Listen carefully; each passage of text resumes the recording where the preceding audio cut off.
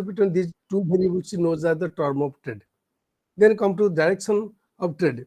It is indicative of the true and level of economic development as a country develops and its trade gets diversified. It has also to seek new outlets for its exports. Its horizon of choice in terms of imports also get widened. The countries begins to trade with an increasing large number of countries. In this regard, one could ask whether there is a concentration of or dispersion of markets for exports and source of supply for imports. Then India's foreign trade. It includes foreign trade has always been important for the sustained economic growth of an economy. Many Asian countries such as Japan, South Korea, Singapore, and China have achieved high levels of economic growth with resulting positive spillover in productivity, investment, technology, upgradation, and job growth on the back of export-led growth. Then volume of trade, it includes volume of trade in mercantile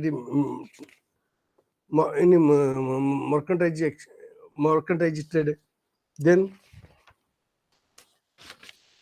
Then trade deficits, volume of trade in services, then a composition of India's mercantile trade.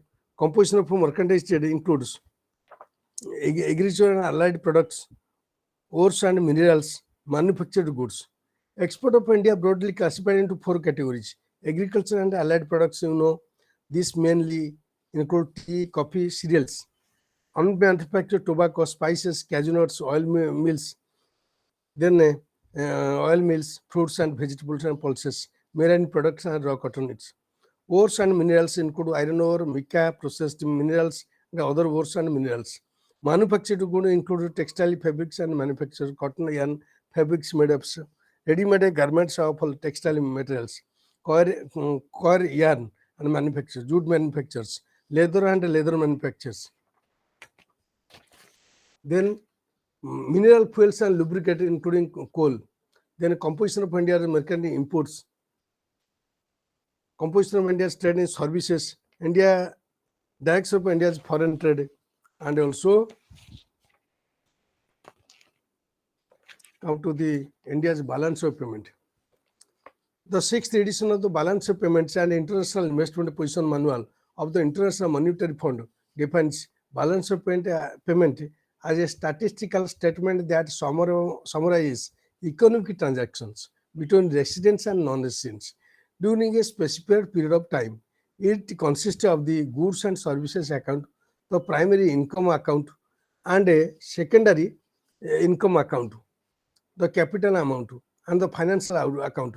The different account within the balance of payment are distinguished according to the nature of the economic values provided and received under the double interest system of accounting in the balance of payment. The balance of payment thus includes all transactions showing transaction goods, services, income between an economy and the rest of the world, changes of ownership and other changes in that economy, monetary gold, special drawing rights, and financial claims on and liabilities to the rest of the world, and on requited transfers. The transactions are categorized in the current account, including goods and services, the primary income and the secondary income, the capital account, and the financial account. The current account includes flow of goods, services, primary income, and secondary income between residents and non-residents, and thus constitute an important segment of a balance of payment. Under current account of the balance of payment, transactions are classified into merchandise, that is exports and imports, and secondly invisible transactions are further classified into 3 categories, namely services, travel, transportation, insurance, government not included elsewhere, and miscellaneous, such as communication, construction, financial, software, news agency, royalties, management, and business services. Then income and transfers, so which you don't have any quid pro and quo. Exports of goods and services and the receipt of transfers are entered in the current account as credits based on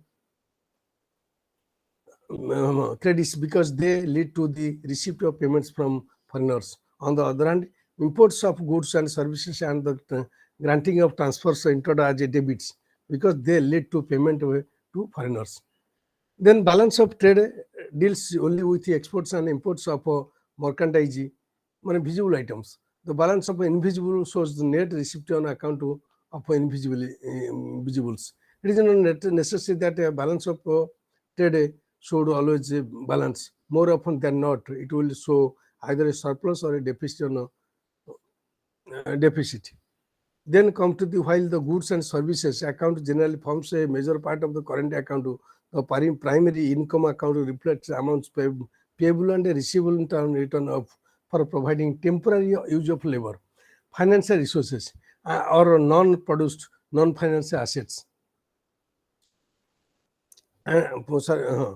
Then from a macroeconomic perspective, the value of the current account balance reflects the inflow outflow of foreign resources, bridging the savings investment gap.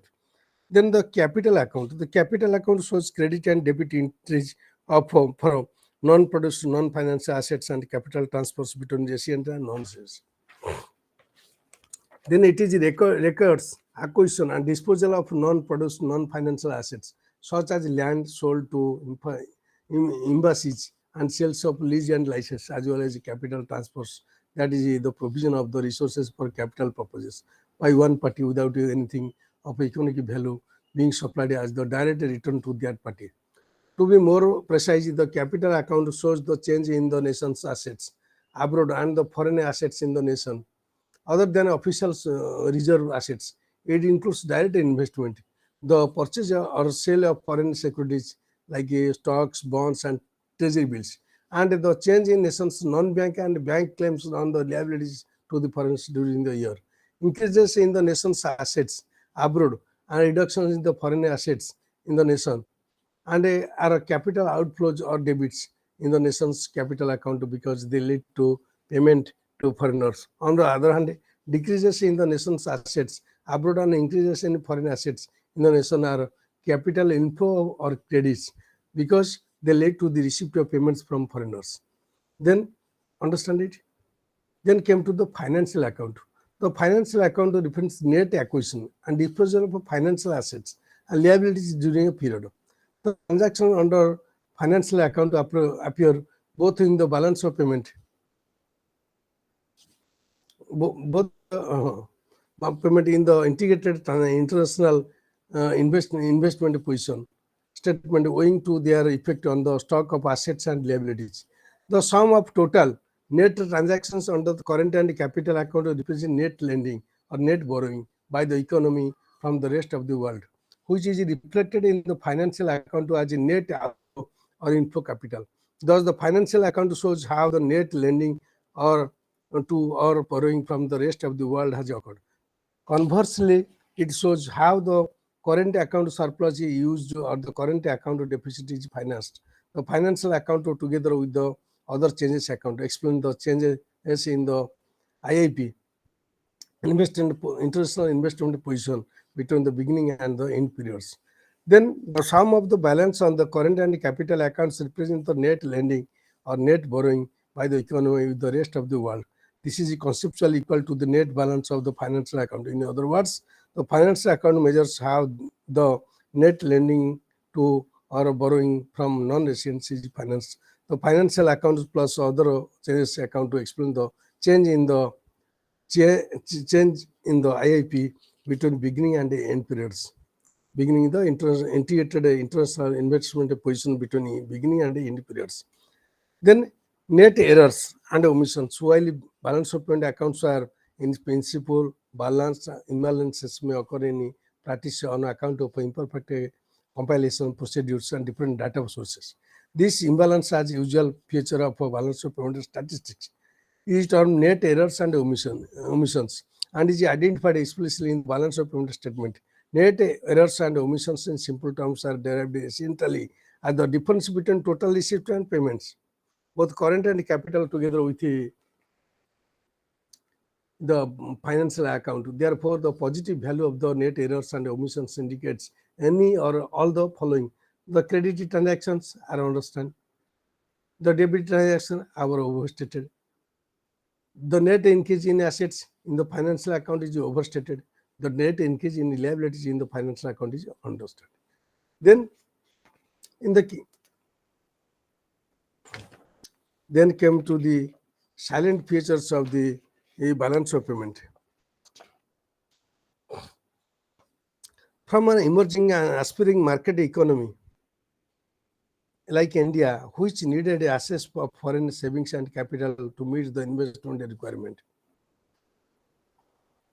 it ensures financing of essential imports like crude oil and other sorts of inputs that drive the major sectors of the economy to ensure livelihood to crores of people in the country.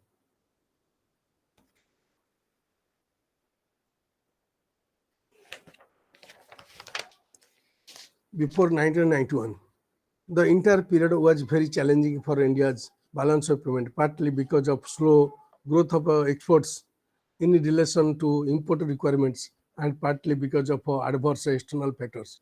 Foreign exchange reserves were at a low level, generally less than necessary to cover 3 months exports.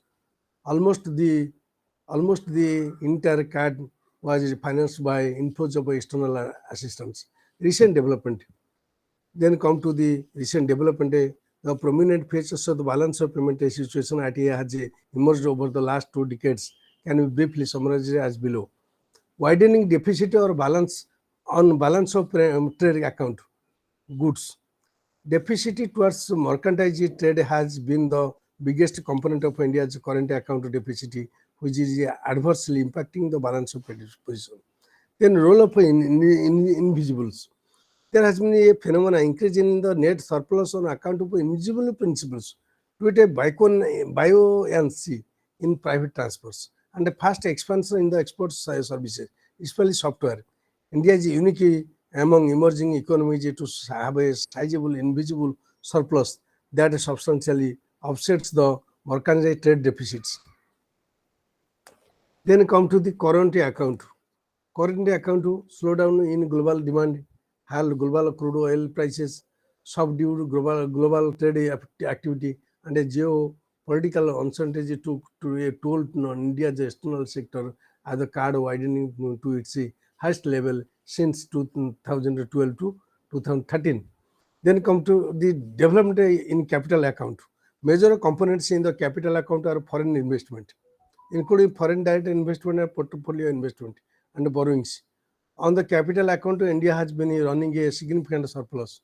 As a result, India has been rapidly building up its foreign exchange reserves. The capital account demonstrates the following features. Both inflows and outflows of capital have increased. The composition of capital flows is undergoing changes. Official external assistance has been gradually losing of its significance. Then FDI, foreign direct investment and portfolio investment have surged, and among the two, the inflows on account of FDI have been more than on account of a portfolio investment. Then with an increase of control, external commercial borrowings have been coming back into prominence.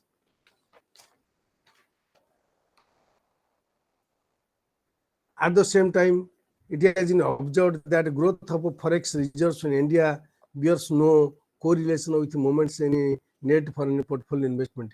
The widening of the current account deficit over the period has been a large account of a higher trade deficit driven by rise in international crude oil prices. Net remittances from Indians employed overseas has been constantly increasing over the years, helping stabilizing the balance of payment situation. India's balance of payments position in 2018 to 19 came under pressure from higher current account deficit as well as a lower net capital inflows. Nevertheless, continuous improvement in balance of payment position of India shows sentiments and confidence being reflected by global economy, which increasingly believes in India's growth story. Then external debt. External debt is the component of total debt held by creditors of the foreign nations. Creditors of the foreign nations. Debt can be in the form of money owned to banks, Asian Development Bank, International Bank for Restructuring and Development IBRD, outside the domestic nation, or borrowings from the global financial institutions like the World Bank and International Monetary Fund, IMF. In a developing country like India, external borrowing is important to increase the volume of funds available for investment. However, it is important that borrowed money be used for investment other than in a situation of a dire emergency, so that the economy grows and is able to repay the debt. Among with the growth, there is a need for foreign earning to increase so that the debt can be repaid. Classification of external debt. The external debt in India is classified as a long-term debt and a short-term debt. The long-term debt consists of external commercial borrowings, borrowings from global financial institutions like IMF, borrowings from private banks, trade credit, NRI deposits. On the other hand, short-term debt comprises of investments in government T-bills, investment in T-bills by foreign central banks, external debt liabilities of foreign commercial banks and RBI. External debt indicators. Then come to the discuss external debt indicators. That is K indicators such as debt to GDP, gross domestic product ratio, debt service ratio, short-term debt to total debt, short-term and total debt to foreign exchange reserves, concessional debt to total debt expressed in terms of a present value are commonly used to assess the stability and sustainability of a country's stock of external debt relative to the absolute level of debt.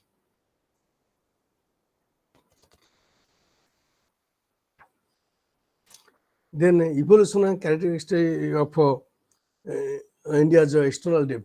As per the Ministry of Finance report, external debt is largely used for financing specific projects at the central and state levels. States are not permitted to contract external debt directly, and states are not permitted to contract external debt directly, and therefore in the existing system, all external debt are first contracted in the consolidated fund of India, and then on lent to states. Most of the external debt is from multilateral agencies such as IDA, International Development Agency, IBRD, ADB, Asian Development Bank. A small proportion of existing external debt comes from bilateral agencies. All these loans, generally long-term variable rate loans linked to LIBOR. Finally, calculating effective rates of interest for the loans, impact of exchange rate variation needs to be considered.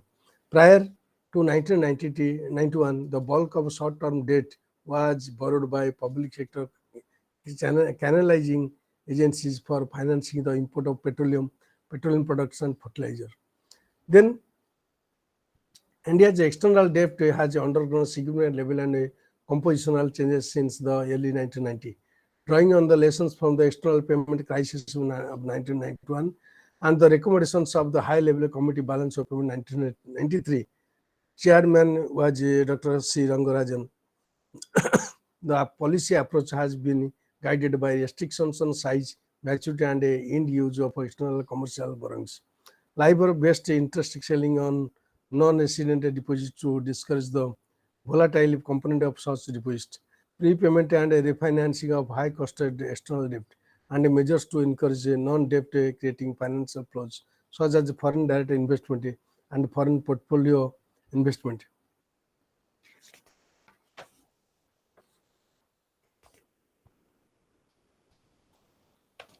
Lastly, the composition of India's external trade has been changing from primary goods to manufacturing and engineering goods. Similarly, direction of India's exports is shifting away from the traditional markets to Asia. India's mercantile trade balance has improved almost of the improvement in the latter period was on account of more than 50% decline in crude prices. Engineering goods, petroleum products, precious stones, drug formulations, and biologicals, gold and other precious metals continue to be top exported commodities. Crude petroleum, electronic goods, machinery, gold, precious stones, and coal constitute top input items. India's top 5 trading Partners continue to be USA, China, United Arab Emirates, Saudi Arabia, Hong Kong, and India's balance of payments has been in surplus, resulting in a rapid build-up of foreign exchange reserves, largely due to massive inflows of foreign capital. Indian economy has been steadily becoming more open, and hence international consequences need to be kept in mind by the policymakers. Then come to the chapter Unit 20, Foreign Capital. Let us we discuss about the summary first. Foreign capital plays a vital role in India's economic development, supplementing domestic savings and facilitating investment in key sectors. Source of foreign capital, that is foreign direct investment, foreign portfolio investment, external commercial borrowings, non-resident Indian deposits in Indian banks. Benefits of foreign capital.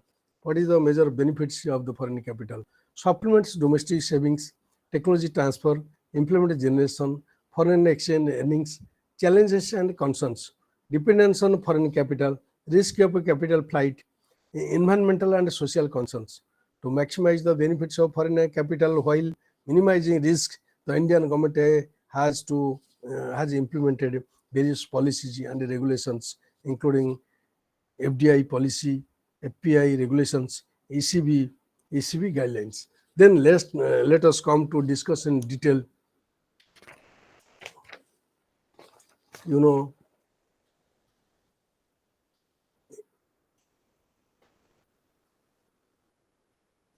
The term foreign capital is primarily associated with the inflow of foreign capital into home country from foreign countries. Bharat desuru am desu asibo. Spread of globalization and opening of the economies along with the recent technology advances have led to movement of firms from one geography to another, thereby contributing the economic integration of the world. For any economy, particularly for the developing economy, foreign capital plays a critical role, including by bridging investment saving gap, bridging management, entrepreneurship, technology and skilling gap, bridging foreign exchange gap, undertaking initial business risks, contributing to development of basic economic infrastructure, supporting stability of foreign exchange, and reducing balance of payment deficit, facilitating integration with other economies of the world for trade of goods and services, and eventually supporting higher development. Because of these collateral benefits associated with foreign capital, greater use of foreign capital is associated with the improved prospects for economic growth. Foreign capital helps to improve the competitiveness of the domestic economy by breaking domestic monopolies. A healthy competitive environment always pushes firms to continuously enhance their processes and product offerings, thereby fostering innovation. Consumers also gain access to a wider range of competitively priced products. From the perspective of both governments and businesses, foreign capital has become an important factor in driving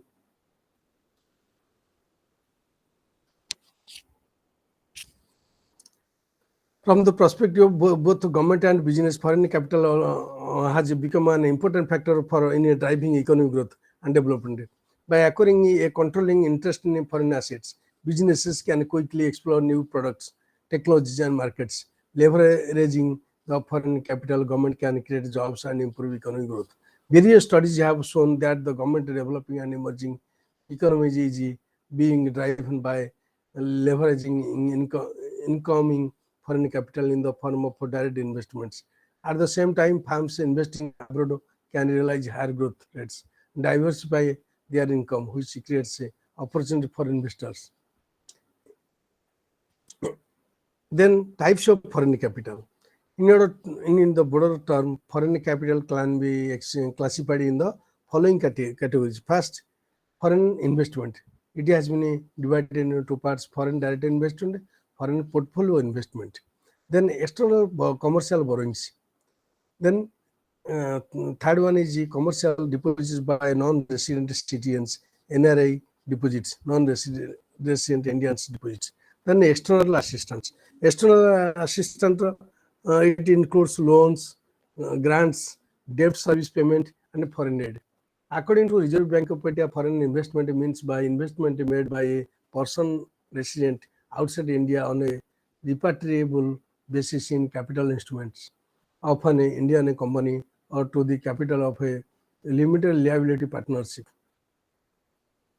Similarly, foreign direct investment is the investment through capital instruments by a person resident outside India in an unlisted Indian company or in 10% or more of the post issue paid up equity capital on a fully diluted basis of a listed Indian company. In a broader sense, FDI pertains to international investment in which the investor obtains a lasting interest in an enterprise in another country. More precisely, it may take the form of buying or constructing a factory in a foreign country or adding improvements to such a facility in the form of property, plants, or equipment. FDI is calculated to include all kinds of capital contributions, such as the purchase of stocks, as well as the reinvestment of earnings by a wholly owned company incorporated abroad, and the lending of funds to a foreign subsidiary or branch. Then come to the RBI describes foreign portfolio investment as any investment by a person resident outside India in capital instruments, where such investment is less than 10% of the post issue paid of equity capital on a fully diluted basis of a listed Indian company, or less than 10% of the paid up value of each series of capital instruments of a listed Indian company. Broadly speaking, FPI, foreign portfolio investment, is a category of investment instruments is more easily traded, may be less permanent, and do not represent a controlling state in an enterprise. Then, while FDI trends to be commonly undertaken by multinational corporations, FPI, foreign portfolio investment comes from many diverse sources, such as a small company's pension or through mutual funds held by the individuals. The returns that an investor acquires on FPI usually take the form of interest payments or dividends. Investments in FPI that are made for less than 1 year are distinguished as short-term portfolio flows. Then come to the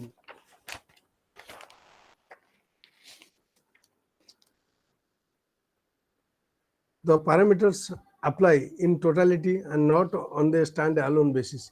RBI further described the framework for raising loans through ECB. The ECB framework enables permitted resident entities to borrow from recognized non-resident entities in the following loans, including bank loans, securities instruments, then buyer's credit, supplier's credit, foreign currency convertible bonds, financial lease, and foreign currency exchangeable bonds.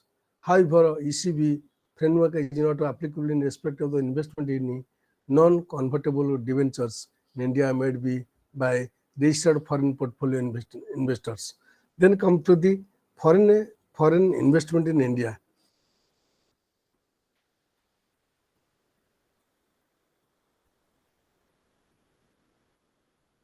During the global financial crisis, when there was a significant deceleration in global FDI flows, the decline in FDI flows was in 2009-10 to India was relatively moderate on the back of a strong rebound in domestic growth. However, in the subsequent year of 2010-11, gross FDI equity inflows to India witnessed significant moderation. According to World Investment Report 2020 published by UNICTAD, despite a slowdown in the global economy and growing global investment concerns due to the disruptions in the supply chains, India was able to sustain the pace of FDI in 2019 and 20, and was the ninth largest recipient country globally in 2019. Economic Survey 2019-20 pointed out that a continuous liberalization of FDI guidelines has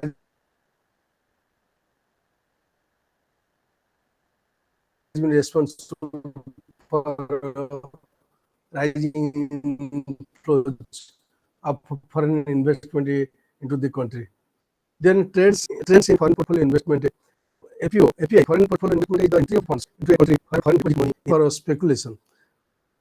Then portfolio investment mainly include investment by foreign institutional investors fund raised through of American depository receipts or global depository receipts by Indian companies through offshore funds. An increase in net FPI flows improve the balance of payment position and arise on account of cross-border transactions involving debt or equity securities, other than those included in direct investment or reserve assets. However, API is often referred to as hot money because of its tendency to flee at the first signs of trouble in an economy or improvement in investment attractiveness elsewhere in the world, particularly in the USA, at the hands of the Federal Reserve. Then come to the trends in external assistance. External assistance is composed of loans and grants. External assistance by India denotes aid extended by India to other foreign governments under various agreements and a repayment of such loans. External assistance to India denotes multilateral and bilateral loans received under the agreements between the Government of India and other governments, international institutions, and repayments of such loans by India, except loan repayment to elsewhere rupee area countries that are covered under the rupee debt service. However, most of the assistance in the initial periods of planning were in the form of interest-bearing loans, while only a fraction was in the form of outright grants.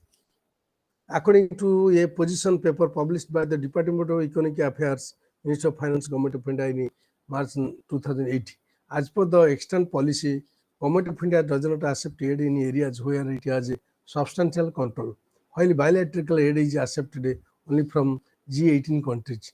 The Russian Federation and the European Commission tied aid is not accepted at all.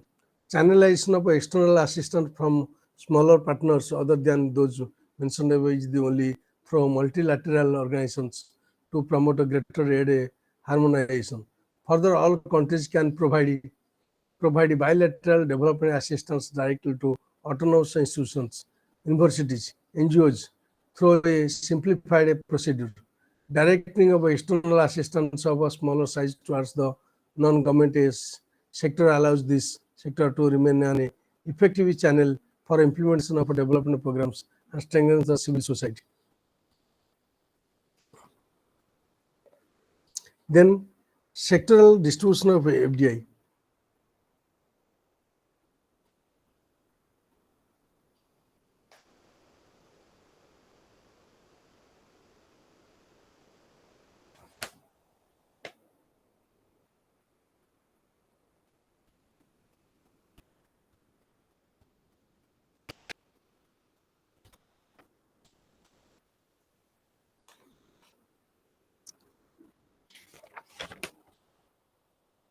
Then, countries of origin of FDI in India. Singapore and Mauritius remain the major source of countries accounting for about 50% of cumulative equity FDI flows during the past 5 years from 2015 to 16 and 2019-20, followed by the Netherlands, the US, Japan, and the Cayman Islands. Then evolution of inward foreign capital policy. The Indian growth story in the last 3 decades is a story of constant renewal and finding new purpose to meet the goals and aspirations of a billion people. The Indian economy has evolved and made a significant progress from a closed economy until the 1990s to a vibrant economy of today. India's policy on investment by foreign capital can also be divided into 2 phases, pre and post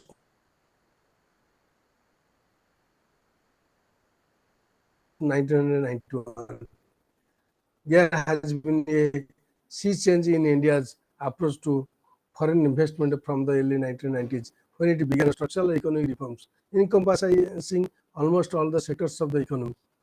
Pre-liberation period or pre-1991 period. Historical extremely cautious and selective approach was followed by India while formulating foreign capital policy. Import substitution strategy was preferred in implementing industrialization framework. Protecting and nurturing domestic industries was the primary goal. FDI through foreign collaboration high priorities to build a national capability discussed in low technology periods. The regulatory framework was driven by the enactment of Foreign Exchange Regulation Act 1973.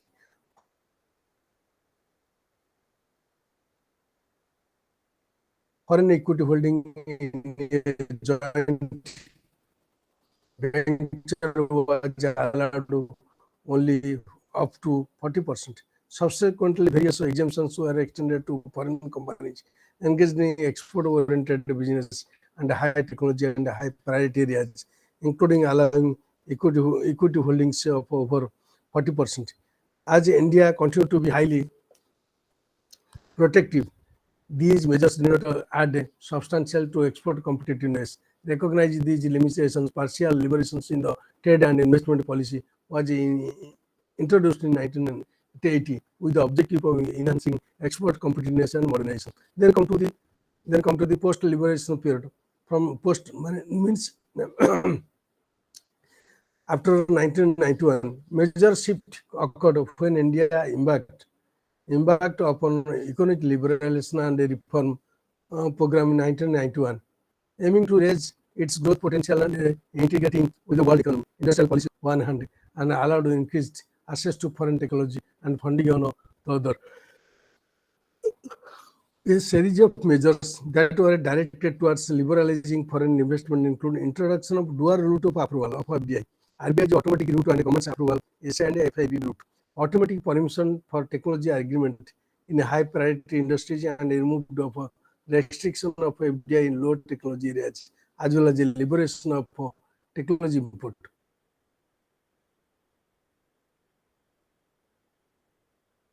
Third, permission to non-resident Indians, NRIs, and overseas corporate bodies to invest up to 100% in the high priority sector. Hike in the foreign equity participation limits to 51% for existing companies and liberation of the use of foreign brands name. Then come to the key measures taken by the government of India to attract FDI. Advanced India key facts. India has the world's most liberal FDI rules, with sectors like insurance, defense, single brand retail, food processing, smart cities, space technology, opening for the foreign investment. Then India ranked at 63 third out of 190 countries in World Bank's Ease of Doing Business 2020 report, a significant improvement from the previous year's spot when it ranked 77th.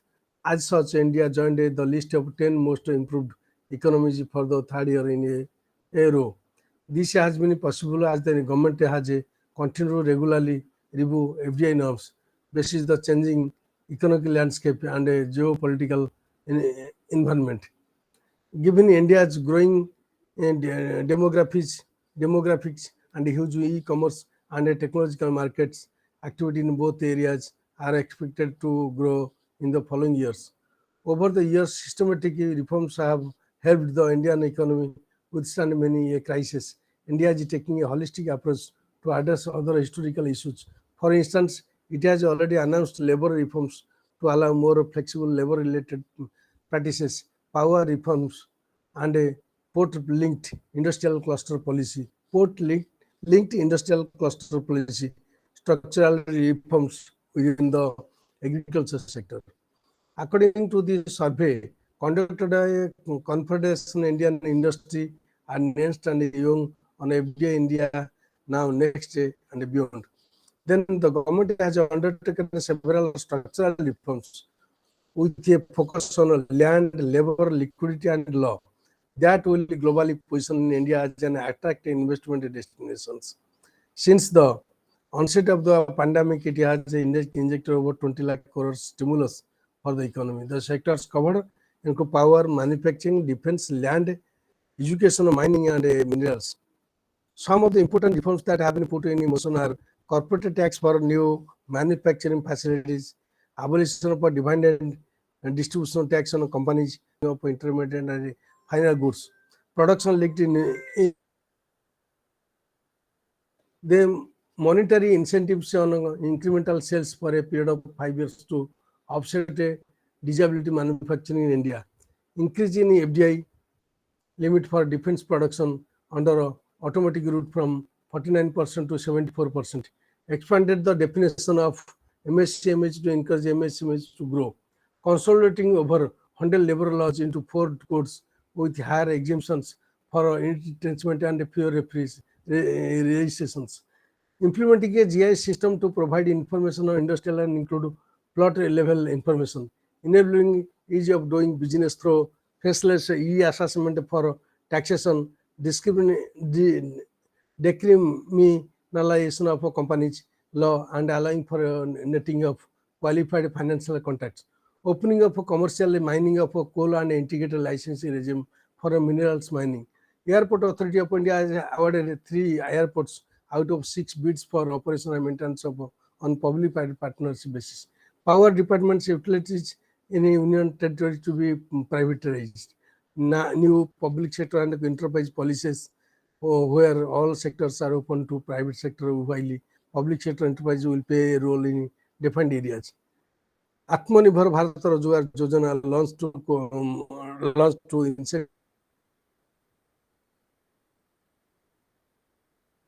incentivize creation of new employment opportunities.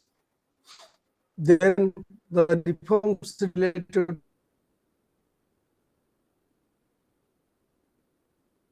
to corporate tax cuts, labor, agriculture, production linked incentives, and phase manufacturing plan. Micro, small, and medium enterprises, coal and mining where the long pending demands of the industry and material rails. These reforms will help in increasing not just productive capacity of the economy, they will be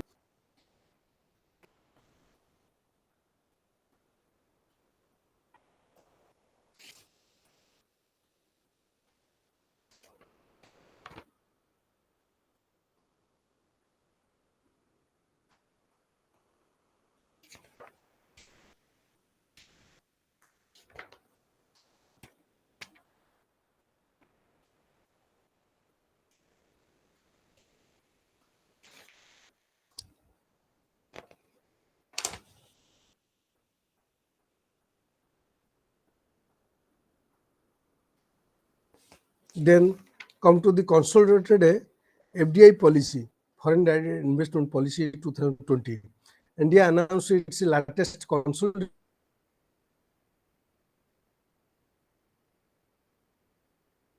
foreign investment direct policy, which in effect from October 15, 2020. The consolidated FDI policy 2020 incorporates restriction notified earlier in the year on FDI coming in the form overseas entities or citizens belong to neighboring countries that share a land border with India, including China, to prevent opportunity takeovers of farms.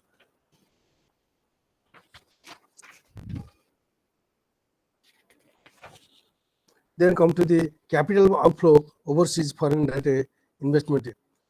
Outflow of capital as the movement of assets out of a country in terms of overseas foreign direct investment.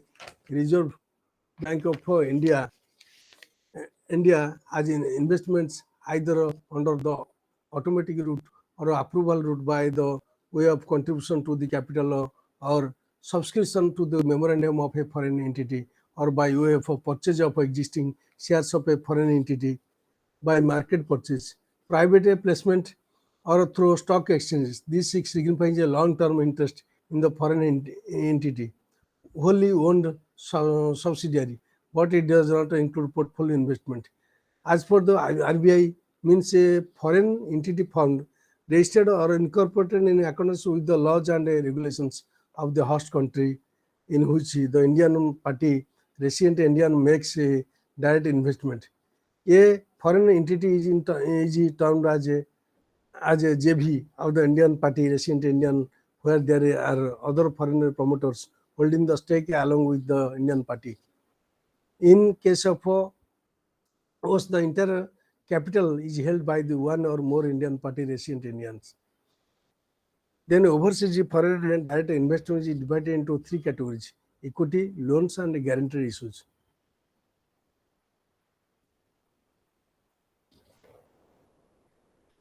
Then come to the evolution of OFDI policy in India.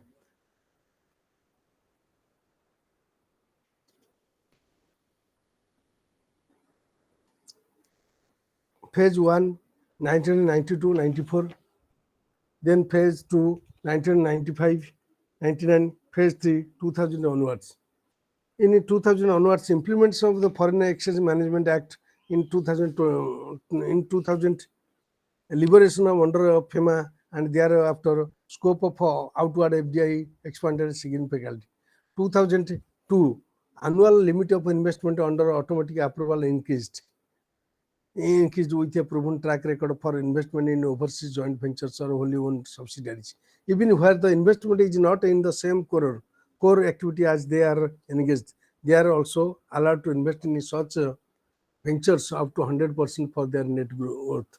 2005, automatic route for investment abroad was raised to 200% of net worth.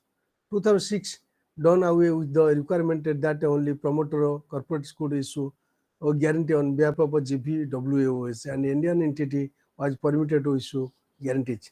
In 2007, automatic approval was made up to 300% of net worth in June 7, and this limit was increased to 400% in September 2007. 2008 permitted Indian private entities in the oil sector to invest in unincorporated entities in the oil sector. Then 2013 brought down the selling of automatic approval to 100% of net worth. However, provisions in the oil sector remain unchanged. Then permissible sources of funding overseas foreign direct investment. RBI allowed funding for overseas direct investment. RBI allowed funding for overseas direct investment can be made by one or more of the following sources. Withdrawal of foreign exchange from AD Bank, authorized dealer category in India, swap of shares refers to acquisition of the share of an overseas GBWS by way of exchange of the shares of the Indian party. Capitalization of export and other dues and entitlements. Proceeds of external commercial borrowings, foreign currency convertible bonds. In exchange of ADRs or GDRs issued in accordance with the scheme for issue of foreign currency, convertible bonds and ordinary shares through depository receipt mechanism since scheme 1993 and the guided issued by the government of India in the matter. Balances held in exchange earners foreign currency account of the Indian party maintained with an authorized dealer.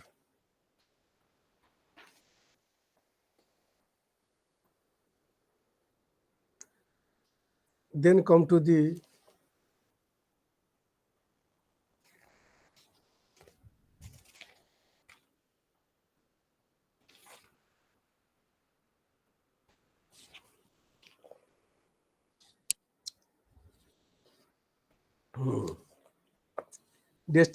destination wise OFDI flows from India. The recent trade is showing that outward FDI from India is increasingly flowing to developed countries. This reflects growing confidence of the Indian corporate to expand their global footprints. Indian firms invest in foreign source primarily from mergers and acquisition. With rising M&A activity, companies will get direct access to M&A mergers and acquisition activity. Companies will get direct access to newer and more extensive markets and better technology which could enable them to increase their customer base and achieve global reach. According to the RBI annual report 2019-21 onward, indirect investment by Indian entities also remained robust as Indian entities continue to expand their overseas business operation. Outward FDI was mainly in the form of equity and loans to subsidiaries affiliated enterprises, primarily to Singapore, the USA, the UK, Mauritius, Switzerland, and the Netherlands, which accounted for 75% of the total overseas in the investments during the period. Most of these investments were made in the business services, manufacturing, and restaurants and the hotels sector.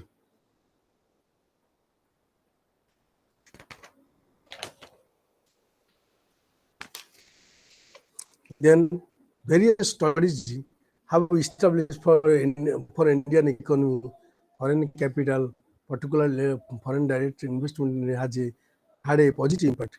FDI, foreign direct investment inflow has helped supplementing domestic capital, as well as bridging technology and skills gaps of existing companies. It has helped to establish new companies. All of them, these have contributed to economic growth of the Indian economy.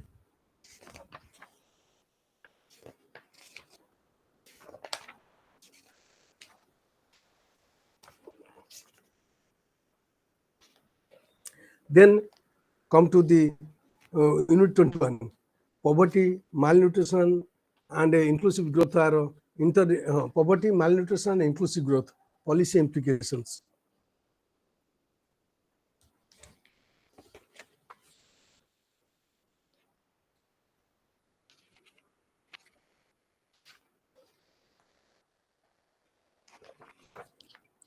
Then first of all, we will come to discuss about the summary. Poverty is, as per the World Bank statement, World Bank, poverty is hunger, poverty is lack of shelter, poverty is being sick and not being able to go to school and knowing how to read. Poverty is not having a job, fear for the future, living one day at a time. Poverty is losing a child to illness brought about by unclean water. Poverty is powerlessness, lack of representation of freedom. It is also a lack of a voice in what happens in one's community, vulnerability to risks, and a lack of social political access. Then we may say a hungry stomach and empty pocket and a broken heart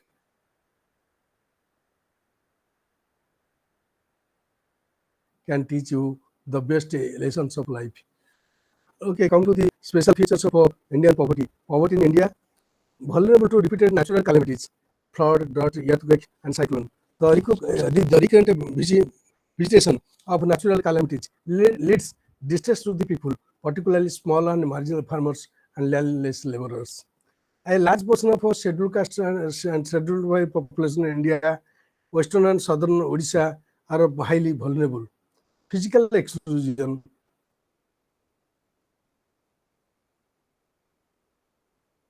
a large number of rural communities, particularly in hilly areas of western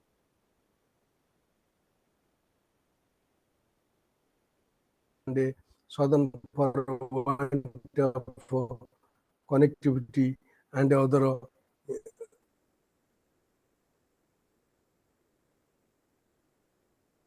infrastructure support.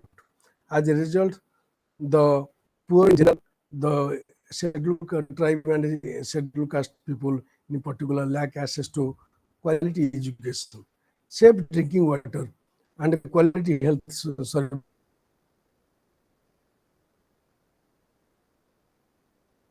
services. Extensive forest resources are important source of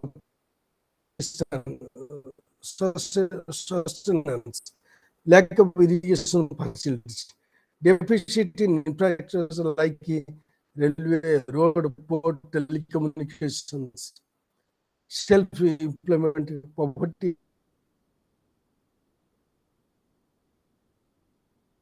alleviation programs like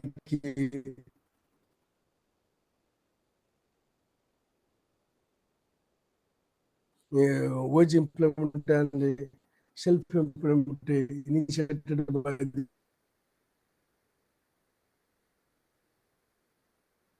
government of India from time to time.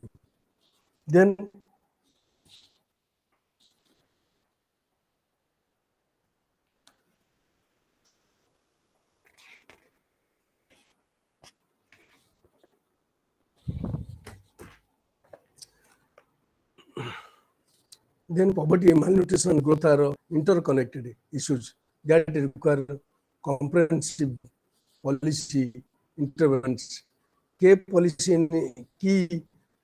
implications: poverty alleviation, malnutrition reduction, inclusive growth, social protection, healthcare and education, food security, participatory governance. Some of the key initiatives and programs implemented by the Indian government to address these issues include Pradhan Mantri Jan Dhan Yojana, Pradhan Mantri Ujjwala Yojana, Pradhan Mantri Gram Sadak Yojana, Ayushman Bharat Yojana.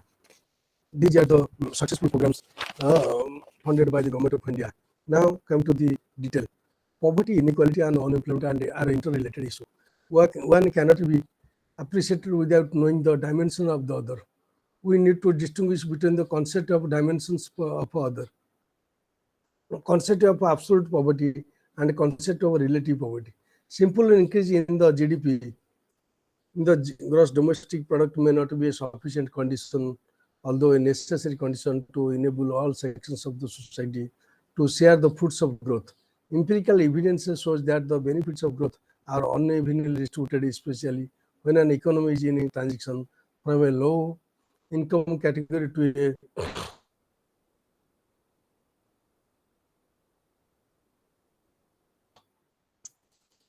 a high income category.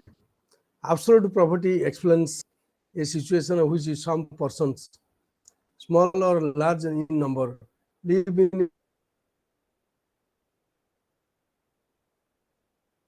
a state of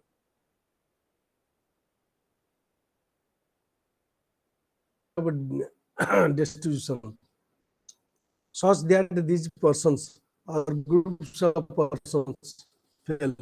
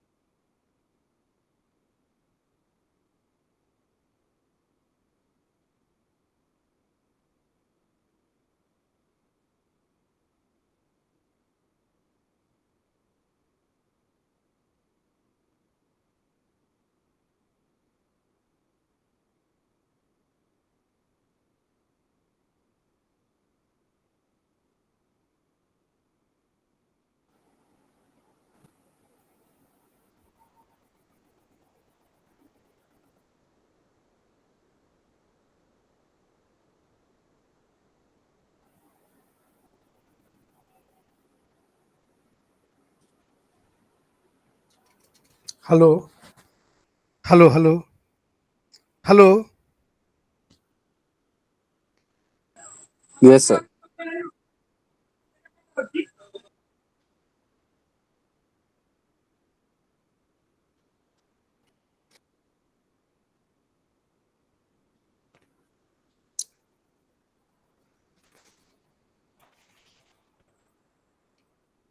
Huh. Then come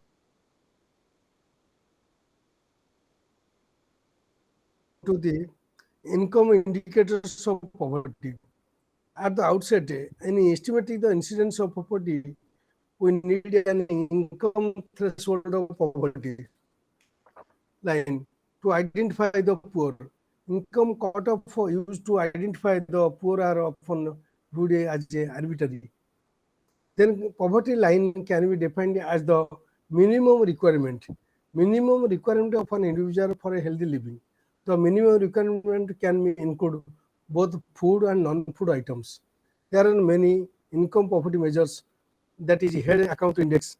Different measures have been taken for the for the measurement of the poverty. Then poverty gap index, then comes the share index. Then as the poor are identified by setting of a poverty line on the basis of household consumption, expenditure, and income. The well-being of a person defined on the basis of income or consumption expenditure is a undimensional approach, and this doesn't provide the complete picture of the extent of deprivation. In most situations, it may be desirable to another aspects of poverty, which includes several non-income indicators like housing status, sanitation status, health status, child mortality, maternity mortality rate, morbidity, education status. Then in 1990, United Nations Development Program has been preparing the Human Development Index, by using three most important attainments. They are valued by people. Longevity. Longevity means the choice of lead to a healthy life. Educational attainment, the choice to acquire knowledge. Then economic attainment. Economic attainment to have access to the resources needed for a decent level of living. The living. The countries are ranked on the basis of a composite indicators on these three aspects of well-being, or the three choices that are critical for people to live a decent life. The SDR also estimate the human poverty indices by taking three deprivations, which include proportion of a population not expected to survive beyond 40 years, adult literacy rate, percent of population without sustainable access to an improved water source, and percentage of children aged 5 or below who are underweight for their ages. Following the UNDP framework, the Planning Commission has also prepared India's Human Development Report. The selection of an indicator in Planning Commission Human Development Index is to some extent different from that of UNDP report. In general, different countries and researchers have experimented with the framework popularized by UNDP in its Human Development Report by focusing more on certain aspects of well-being and poverty in their specific objectives. This has led to different measures and policy guidance for addressing improvement in well-being or alleviating poverty at a national and a sub-national level. In Odisha context, there was a poverty task force which is formed by government of Odisha for reduction of poverty. They have given some suggestions like infrastructure development and some inputs or gift to the households. Like nowadays, it has initiatives like Kariya Yojana and other incentives and schemes which are coming under the anti-poverty program. Government of India initiated the MGI Energy, Mahatma Gandhi National Rural Employment Guarantee Act, and other programs which has been initiated for to reduction of the poverty. Then gender-related development index or gender equality index. The Human Development Index devised by the Planning Commission or UNDP are explained by the overall development or well-being of a person. But this attainment doesn't reflect gender-based disparity in such attainment. In many of the indicators, the gender-based disparity in there which directly or indirectly affects the poverty level of a female population as compared to its male counterpart. The Gender Development Index has been estimated to measure the inequality in attainments of human development indicators between females and males.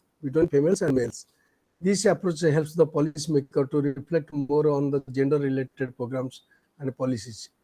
Gender-related issues like a different division of works. The same three indicators are used for males and females separately, and the gap of males and females in these attainments are found. Then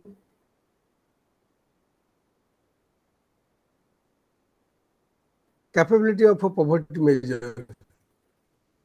Basically, nowadays, the gender-related issues, gender-related programs is going on in different states of India in the Odisha context also. Capability poverty measure. UNDP has also developed a new multi-dimensional measure of human deprivation called the capability poverty measure. The capability poverty measure focuses on human capabilities. The capability poverty measure reflects percentage of people who lack basic essential human capability. This helps them to have a strong human development. The capability poverty measure, poverty measure consists the lack of three basic capabilities. The first is the lack of being well nourished and healthy, depending in this case by the proportion of children under 5 years who are underweight. Then the second is the lack of capability for a healthy reproduction, shown by the proportion of birds unattended by the trained personnel. The third is the lack of capability to be educated and knowledgeable, represented by female literacy. Hence, multidimensional indicators have become important instruments in measuring outcomes as opposed to inputs, thereby enabling assessment of the level of well-being, poverty, as well as of the impact of the social welfare policies on human welfare. Then dimension of poverty in India, income and non-income dimensions. The first step to estimate poverty rate is to define and quality of poverty line. The task force on projection of minimum needs and effective consumption demand constituted by the planning of India Planning Commission in 1979 defined the poverty line as per capita consumption expenditure level based on meeting the nutritional requirement of 2,400 calories.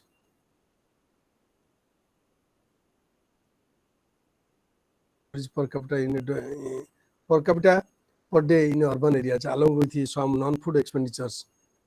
It used to the age-sex activity-specific calories allowances recommended by the nutrition expert group 1968 to estimate the average daily per capita requirement for rural and urban areas using the age, sex, occupational structure of the respective population. The Planning Commission set up an expert group under the chairmanship of the Professor Suresh Tendulkar to examine the issue of relating to new poverty line and estimates. The expert group submitted their report in the year 2009. The committee has used the mixed reference period based on estimates of the relevant National Sample Survey Organization, Queen National Household Consumption Expense Survey for the recommendations. The committee has taken the basket of household goods and services consumed by households corresponding to the poverty line consumption expenditure class, the borderline, separating the poor from non-poor. Then come to the income poverty indicators.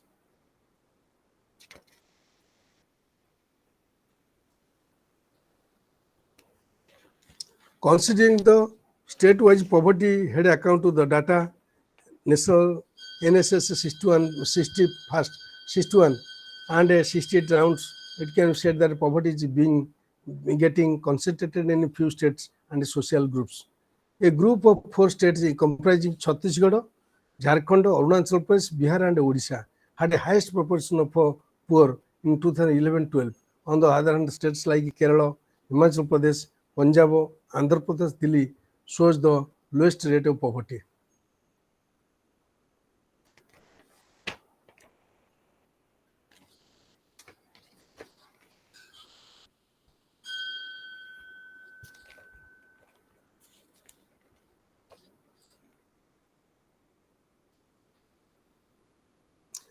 Income and non-income indicators of poverty.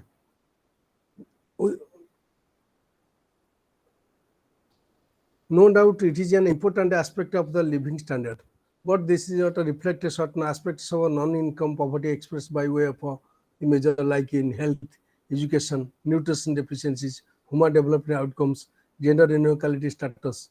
Studies show the head account ratio as discussed in this section as a starting measure, and there are chances that people may fall back into poverty. Again, other studies highlighted education, health, and nutrition and other dimensions that need to be taken into account.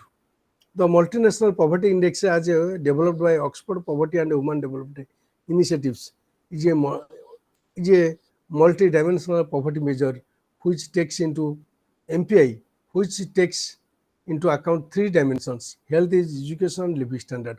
Within health, they have taken 2 indicators such as nutrition and child mortality. In education, 2 indicators, year of schooling and school attendance. In living standard, 6 indicators such as cooking fuel, sanitation, drinking water, electricity, housing, and asset. All the dimensions are given equal weight, and within the dimension, all the variables are equally weighted.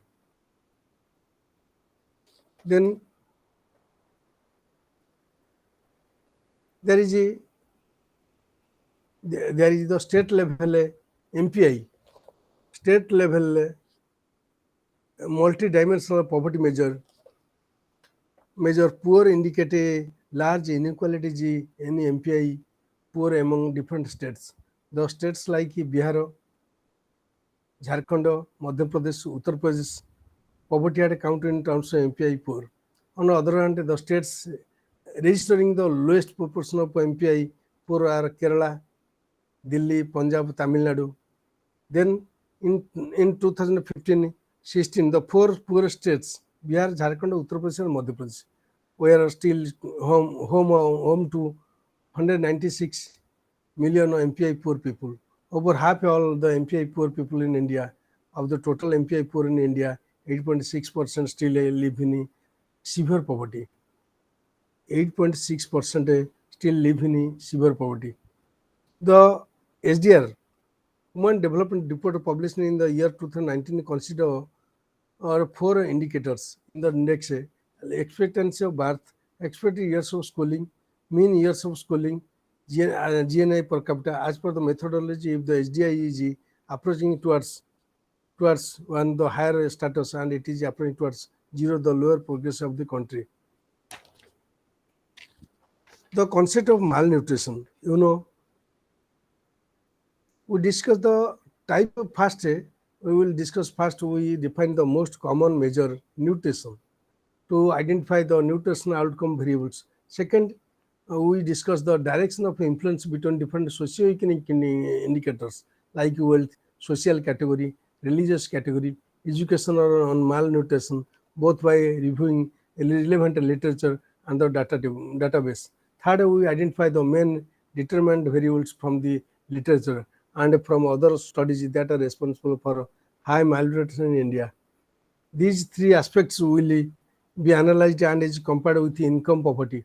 Here the malnutrition indicators that we have used are malnutrition among children below 5 years comprising anthropometric measurement, stunting, wasting, and underweight, and anemia, whereas among adult we analyze the prevalence of anemia and body mass index, status of women in the age group of 15 to 49 years.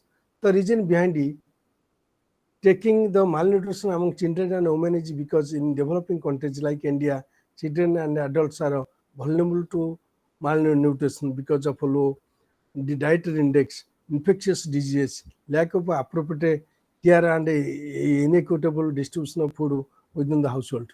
Also, during early childhood, undernutrition of children can cause low cognitive outcomes and low productivity during adulthood. Also, children respond faster to changes in food intakes and food shortages. Hence, the anthropometric measures of children are considered to be a good proxy of nutrition situation of the country.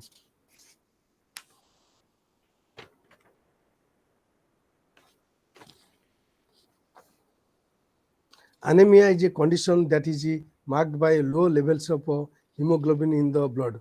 Iron is a key component of hemoglobin, and iron deficiency is estimated to be responsible for half all anemia globally.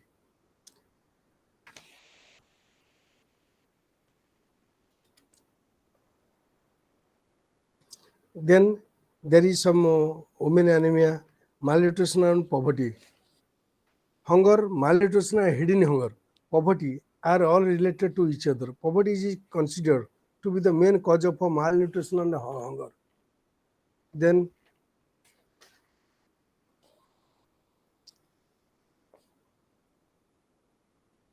when we compare the income poverty and anemia among children, it shows that Andhra Pradesh and Delhi ratio low income poverty. Andhra Pradesh and Delhi low income poverty, high anemia among children. On the other hand, Chhattisgarh, Odisha and Assam registered high proportion of income poverty, but comparatively low proportion of anemia children. Again, it is a contradictory. Again, when we compare the income poverty and stunt children, Andhra Pradesh and Delhi, which have lower poverty rate, registered a high proportion of stunt children. It is a very, very intensive study. You have to remember, in terms of comparison, it is a research study. Income poverty and low BMI among women thin shows that the states Himachal Pradesh and Andhra Pradesh, which register low income poverty, shows high proportion of thin women. Hence, we can conclude that the non-economic income poverty indicators are important to analyze the poverty status of the states. Inclusive growth. Inclusive growth is the growth that not only creates new economic opportunities, is a good idea, but also ensures equal access to the opportunity created for the all segments of society. Sabka Vikas, particularly for the poor, defines inclusive growth as economic growth that creates opportunity for segments of for all segments of the population and distributes the dividend of increased prosperity both in monetary and non-monetary terms fairly across society. Thus, inclusive growth is the process that focuses on both creating opportunity rapidly and making them accessible to all, including the disadvantaged. Traditional views suggest that inequality is inherent in the process of growth. During structural transformation of the growth process, certain sectors benefit more from the process than other sectors that lag behind. In the initial period of growth leads to rise in inequality, but subsequently the benefits of growth percolates down to the lagging sectors, leading to a more equitable growth income outcome. This process is visible in a congenital curve, where inequality first rise and then fall. However, this process was not found to be true in India, as increase in growth rate did not result in a decrease in inequality. The country has grown strongly since the economic reforms of the early 1990s, with growth averaging around 7% during 1993-94 and at 209 to 10 and 6.7% during the period of 2010 to 2016, compared with the other countries at similar level of development. In India, inequality is not only very high, but has also shown a rising trend over time, particularly since the early 1990s. While the rate of rise in inequality seems to have slowed down after 2004-05, it continues to show a rising trend. Inequality in India is about education, health. Inequality in India is about education, health, and nutrition, sanitation, and opportunities as much as it is about rising income inequality. Understand? Some of the plausible reasons could be a rapid growth in GDP, liberal and expansive fiscal policy, large public debt, rapid improvement in technology, and the changes in the nature of production using more capital, increasing share of services in GDP, unfavorable policies and institutions. Besides this, the country has a high level of horizontal inequalities based on caste, class, religion, race, gender, and a location. A commonly used indicator of inequality is a Gini index, which varies from 0 to 1. By this measure, inequality declined between 1983 and 1993-94, more precisely in the following decades of the onset of reforms in 1900. Considering the widening disparity in the form of surging income inequality, inequality in opportunities, unemployment, poverty, and other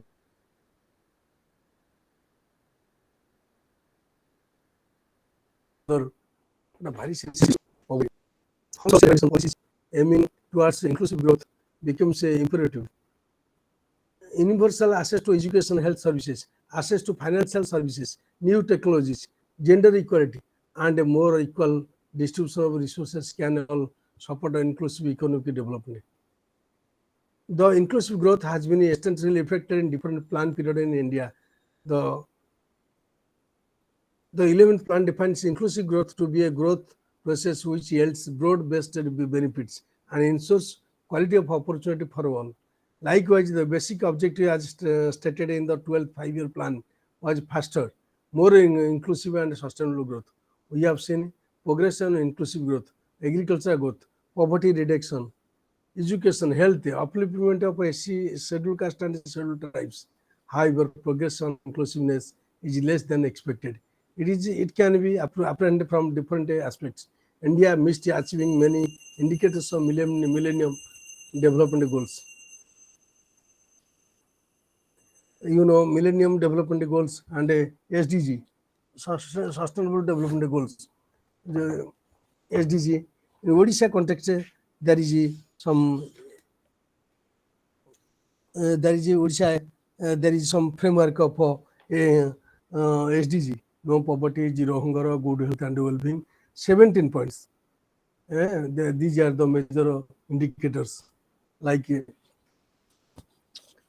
then, this emphasizes in the literacy front, the goal of increasing literacy among backward classes and other weaker sections has not been achieved.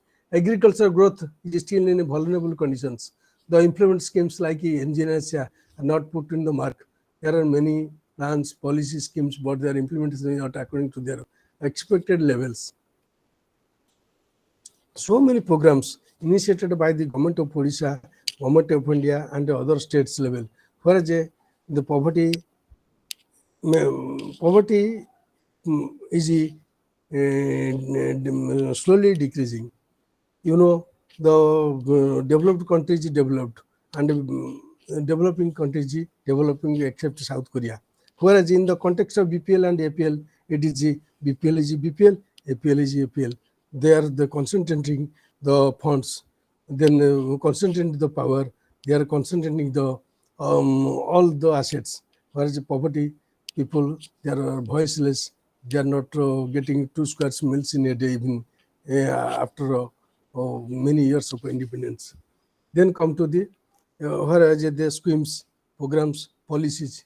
There is a plans, policies, but their implementation is not according to their expected level. So many policies are going on. They are thinking about the people, about the implementation, whereas it is very slow. Agriculture development, inclusive growth, policy implications. Agriculture development in agriculture sector in Indian context, in Odisha context, in Indian context also. So many programs for agriculture failure. They have integrated a diversification. Diversification, that is agriculture, horticulture, livestock, fishery, agroforestry, beekeeping, mushroom cultivation, and several other aspects for to eradicate poverty and improvement of the life quality of life of the people in agriculture development. Let us come to the agriculture development should be given priority because more than 70% people are living in rural areas. The poverty level in rural areas are very high. The recent trend shows that the contribution of agriculture sector to total GDP has reduced from 46.2% to 17% from the over years. Then this impacts so that the pace of a reduction of contribution to GDP by agriculture sector is extremely high as compared to pace of a reduction of works in general agriculture sector. Hence, there is a need to develop the agriculture sector by way of irrigation and water management. Irrigation, water management through participated irrigation management, Pani Panchayat through credit, research and extension, KBK, Krishi Vigyan Kendra and district level. They have to give the training extension to the farmers, marketing through farmers producer organization, cooperatives, and other developmental agencies, companies. Land and water management are crucial for agriculture development. Development of agro strategy in rural areas has not only expanded the scope of employment, but also reduced the heavy dependence on the agriculture sector. Rural and non-farm farm employment opportunities. The rural non-farm sector encompasses all non-agriculture activities like mining, quarrying, household and non-household manufacturing, processing. Rural non-farm economy is considered as an effectual strategy for decentralization of economic activities through rural India in order to check the unregulated migration, bridge rural-urban divide, generate employment, reduce inequalities in it. According to different international studies on India's labor market between 2001 to 11 to 2015, the number of agriculture jobs fell by 26 million, while non-farm farm ones rose by 33 million. However, the sector has been contended with a number of factors like inadequate rural infrastructure, particularly roads, electricity and communication facilities, lack of sufficient skilled labor, and adequate access to credit, information and training facilities. Thus, heavy investment are needed for inclusive, sustainable, and diversified rural development along with the right governance system. Financial inclusion. It is one of a anti-poverty program.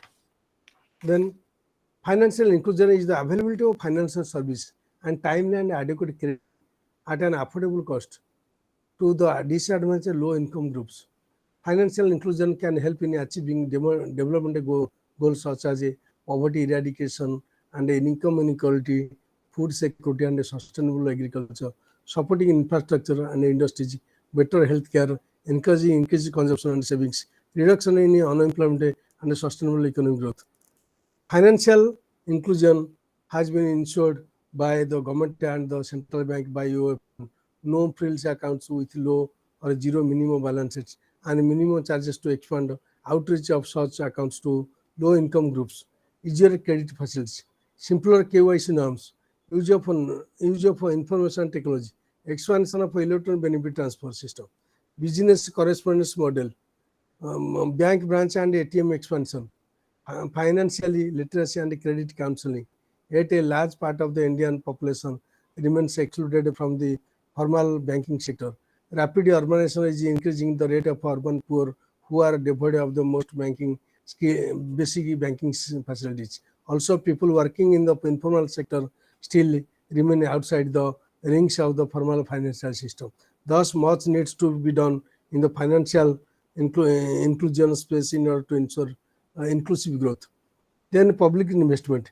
High investment in infrastructure is important for inclusive growth in many developing countries. It is visible that public expenditure as a percentage of GDP is low and declining. Public investment in rural development has a declining sharply. Consequently, agricultural growth slowed down in India prior to public investment in physical irrigation, roads, communication, transport related, and human infrastructure. Health education is considered as one of the important factors resulting in inclusive growth. Actually, in developed countries, they are giving so many incentives to the poor farmers. Whereas in the developing country, Indian context also, the farmers are highly neglected. By which their minimum level of standard level of living is very low. Even they are working hard, even they are not getting 2 square meals in a day. So that public finance and tax policies. Taxes provide the primary source of financing for public expenditure in public education, healthcare, job creation, and the overall social welfare. Taxes are also the financial backbone for social security network and basic welfare, providing essential support to poor people against unexpected risks and preventing them from falling back into poverty during difficult times. Hence, progressive tax policies are central to fostering a fairer distribution of income and wealth. Development of institutions. Development of new institutions and strengthening the present institutions of service delivery are important. Several institutions seem to have failed in delivering better services, particularly in health and education in rural areas.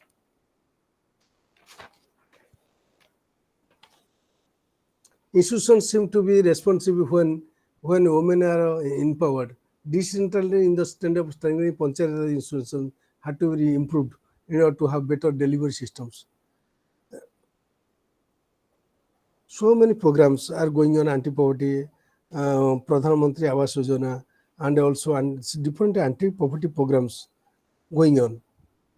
National Rural Livelihood Mission and other programs are going on. Still, poverty remains the same due to mostly due to infrastructure, low infrastructure development, roads, schools, hospitals, and also service delivery and other sectors also.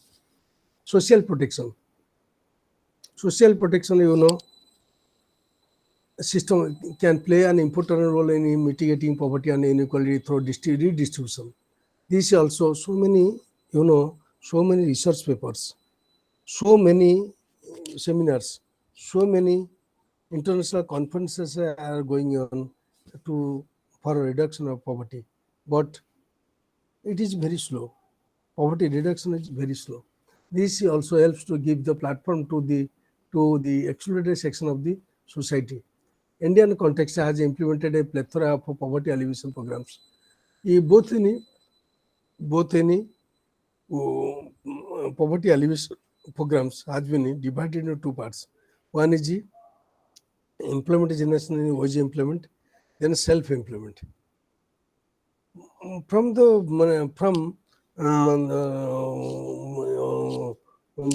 after the independence, this program is going on after the 5-year plan. In 5-year plan also, most of the India has implemented plethora of poverty alleviations. Most important program is PDS, Public Direct Distribution System, direct food subsidy. Indira Awas Yojana, like Pradhan Mantri Awas Yojana nowadays, PMAY, housing for poor, and direct cash transfer through the Foreign old age pension scheme, widow pension scheme, disability pension scheme, national family benefit scheme, some other programs also incentive based on examples. Incentive for the institutional delivery, incentives of family planning, for some of the educational development like a scholarship, free distribution of books, cycles, dress, midday meal are implemented. All these are anti-poverty programs and welfare schemes. For it belongs to the social protection schemes. From time to time, the central government implemented different employment generation programs which provide the minimum livelihood for our rural and urban poor. The National Rural Employment Guarantee Act 2005, passed by the Government of India in August of 2005, is a unique program implemented by central government which guaranteed 100 days of unskilled work per year on public works program to each rural Indian, providing guaranteed employment entitled by law. No, now within 15 days of a valid application, within 15 days, 15 दिन application देले पूर्वरु, the government must provide work or unemployment allowance. Hela, it is a beautiful program. So many in MGNRJ is all in program. There is afforestation, guardrail, then there is infrastructure development, road, then panchayat building, then afforestation. All these works is school building, all these medical building work. So many program, works are under MGNRJ work. It is a beautiful program, but the workers, those who have job card, they are not getting their money properly. Inclusive growth not only creates a new economic opportunity but also ensures equal access to opportunity for all segments of society, particularly the poor, creating opportunity, equalizing opportunity, and providing the safety net are the main pillars of inclusive growth.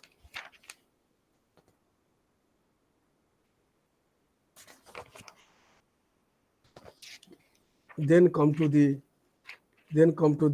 discussion about the implement and unemployment policy challenges. Let us say we discuss about the summary. Employment and unemployment are critical issues in India with significant policy challenges. Key challenges: job creation, informalization, skill mismatch, and a demographic dividend. Then in policy initiatives, make up India, skill India, startup India, Pradhan Mantri Kaushal Vikas Yojana, MGNRJ. DDU-GKY also, Deen Dayal Upadhyaya Gramina Kaushal Yojana also coming under the policy initiatives. Challenges in implementing policies: funding, infrastructure, coordination, monitoring and evaluation. Then come to the detail about the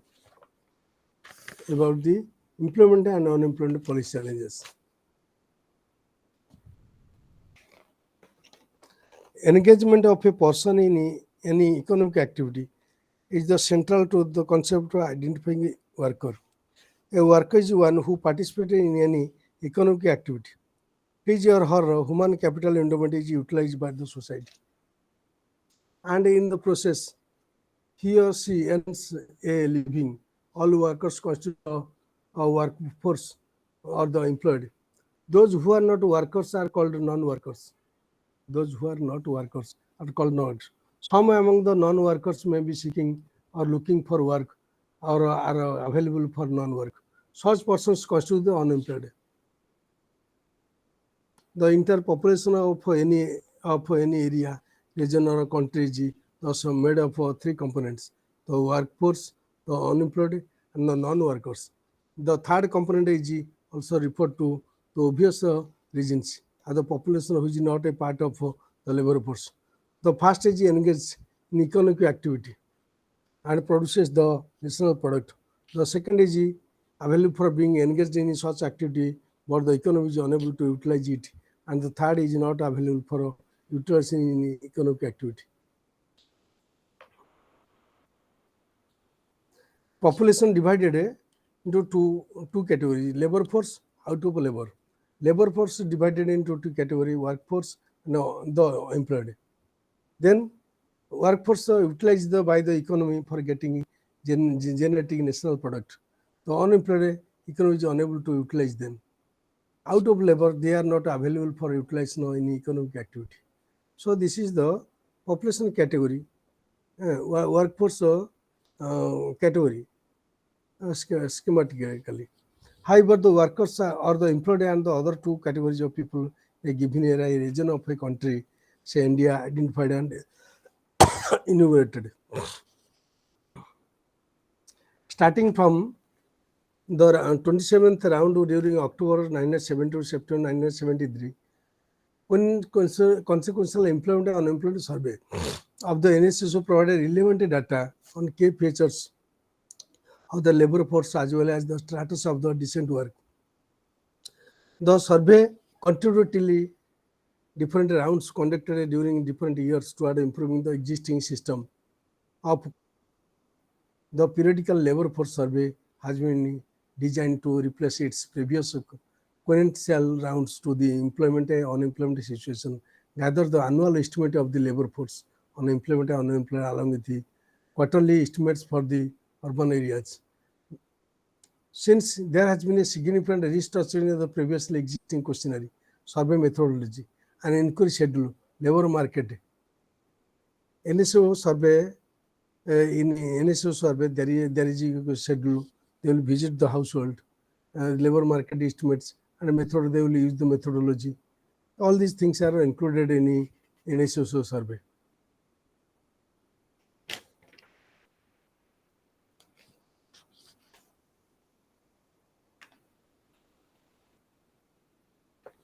Then, labor force and work participation.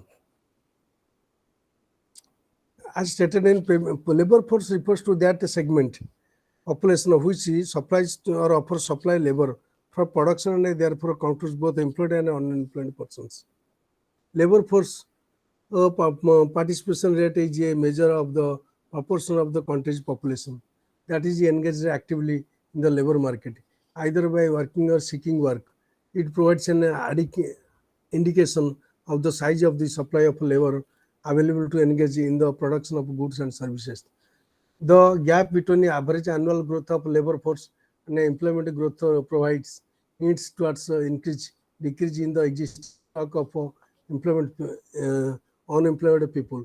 Work participant rate is a measure of the proportion of the country's labor force who are engaged in work. It provides information on the ability of the economy to generate employment. The labor force participation rate as percentage of population has not remained fixed over a period of time. There has been specific participation rate changes over time in response to the economic, social, and cultural factors. This is particularly true for women and children. Most women from poor households participate in the labor force, but they may withdraw from it with increase in household income and then join again at a much higher level of income, and also when they have acquire a certain level of education.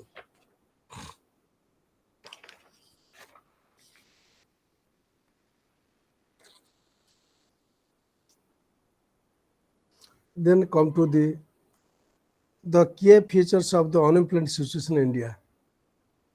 The rise in unemployment rate has occurred across states. The states which crossed 5% unemployment rate is Goa, Manipur, Kerala, Mizoram, Nagaland, Odisha, Uttar Pradesh, Arunachal Pradesh, Himachal Pradesh, Jammu and Kashmir, Rajasthan. Some of these states, namely Goa, Manipur, Kerala, Mizoram, Nagaland, crossed the double digits rate of unemployment. Regional variation in unemployment has declined since 2009-10, indicating coverage of unemployment across states. The possible reason for a high unemployment rate in the urban sector are migration of surplus labor from the rural areas, which accelerates with the increase in connectivity between the two sectors. This leads to interface that a higher level of urbanization corresponds to higher unemployment. Further availability of the consumption support schemes, particularly in the rural areas, rising opportunities for young, educated and school dropout to young adults, higher wages due to MGNRG effect have eased the situation of large scale underemployment visible in terms of residual observation of labor in low productivity activities.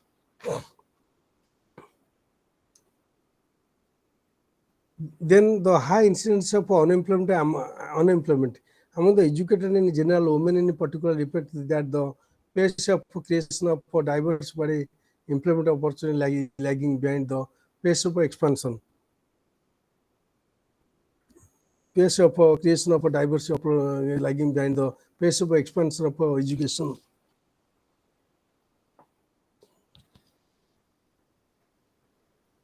The educational training courses offered by the educational training system and their curricular content is becoming increasingly irrelevant to the kind of employment opportunities being generated by the economy.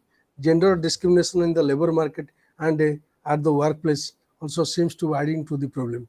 These features of the unemployment situation calls for steps like expansion and diversification of the economy, especially the rural economy, restructuring of the education and skill development system to make it responsive to the world of work and focus on removal of gender bias in the labor market and the workplace and in skill development.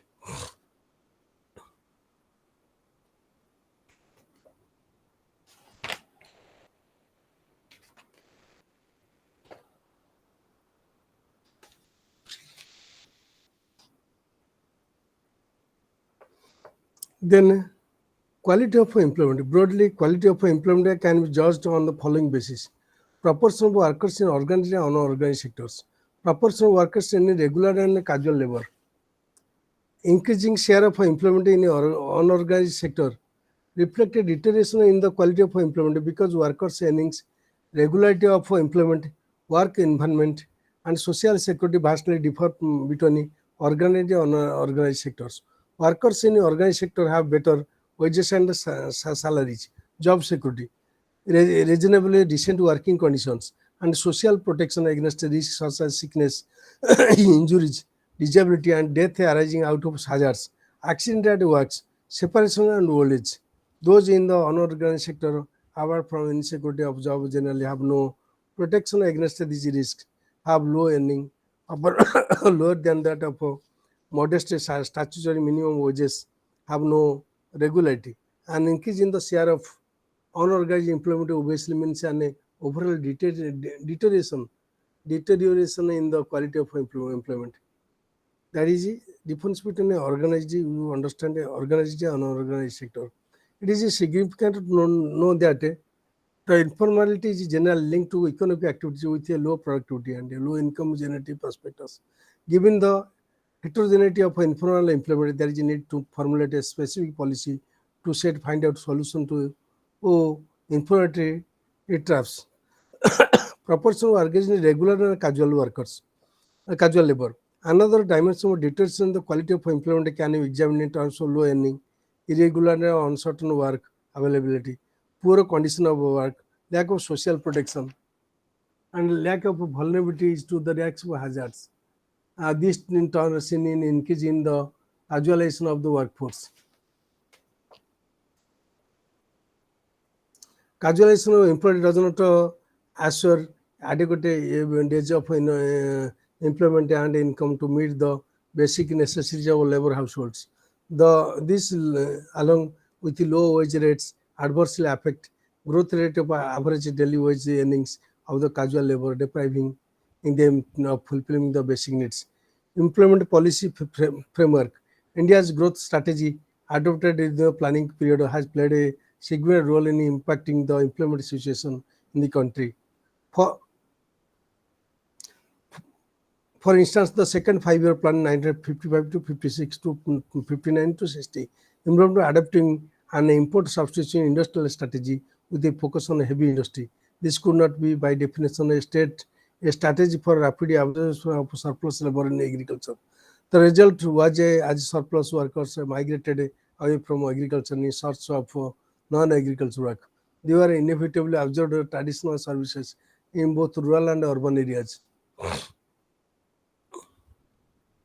Since medium-sized firms and large corporates were disallowed from entering this sector, the small enterprises had no incentives to grow and absorb more workers in their manufacturing units, thus exacerbating a problem resulting from the heavy industry first strategy.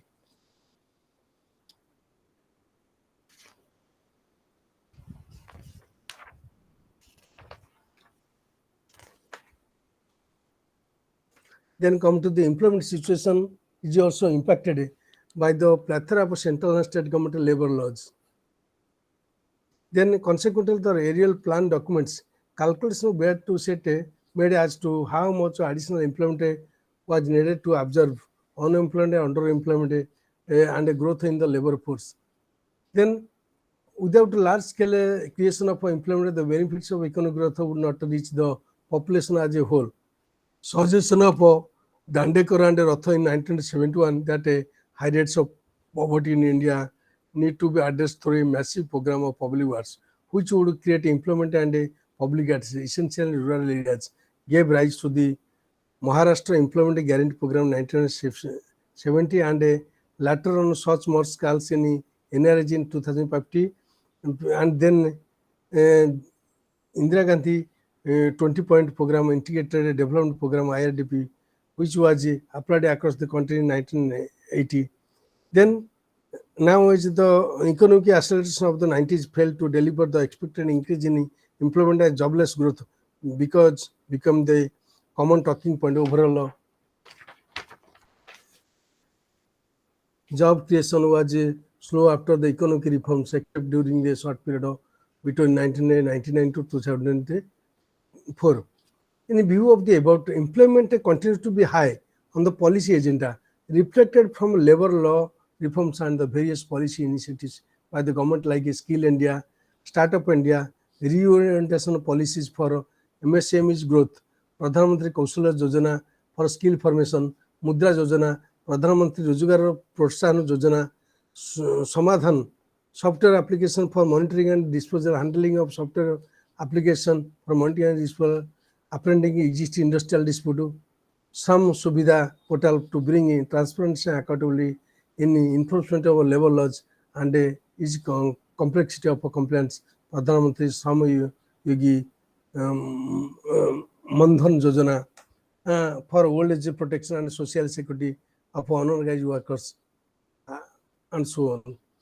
Besides, the Ministry of Labour Employment, one of the oldest and important ministry of the Government of India, is functioning to ensure improving life and dignity of labor force of the country by protecting and safeguarding the interest of workers, promotion of their welfare, and providing social security to the labor force, both in organized and unorganized sector by enactment and implementation of various labor laws, which regulate the terms and conditions of service and employment of workers. The state government are also competent to enact legislation as a labor is a subject in the central concurrent list under the Constitution of India. Report to the people on employment. The annual reports provide a framework to understand the contemporary employment scenario. They focus on key issues of generation of equality employment for the people seeking work. The issue of providing decent work, particularly those who are excluded and marginalized in the labor market, is a central concern of these reports. The reports highlight that employment growth along with equity and distributive justice can be a flow instrument for achieving faster and inclusive sustainable growth. report to the people on employment 2010. The 2010 report views employment as a primary means through which citizenship is made real for the people. The way in which the people acquire a stake in society, overcome the insecurity of old age, and health, and ensure a better future of children. On the central idea of the report is high economic growth and growth of the quality of employment reinforce each other. Recognize the low level of earnings and the poor working conditions of casual laborers and a part of self-employed workers. The report argues for increasing the share of organized sector employment in total employment of the country, particularly in the manufacturing and service sector. The report firmly puts the agenda to best utilize the demographic dividend by focusing on generating gainful employment for youth in general and young women in particular. Then report to the people on April 2011. The report notes that the unemployment rate in India has declined during the period 2004 to 2009 or 10, 9 to 10. There has been a positive change in the quality of employment during the period 2004 to 5 to 2009 to 10, as most of the employment growth has been contributed by in principal status workers. There has been also an increase in proportion of regular wage workers in the total workforce. Analysis of the sectoral distribution workers shows a declining trend increase in the primary sector. Increase in primary sector nearly stagnant in manufacturing and increase in the share of service sector. That means primary sector and tertiary sector has been developed. The report highlights the vital role in the service sector can play in generating productive employment in the future. The report, however, notes the dualistic nature of service sector employment with high income and better quality jobs limited to a small section of the workforce, while the vast majority remains trapped in a low wage income, relatively insure occupations. Hence, the report states the vital role of skill upgradation and a targeted social security provisions to reduce this dualism. The report analyzes structural, there is a vast report. The report analyzes structural inequality in the labor market and access to quality employment.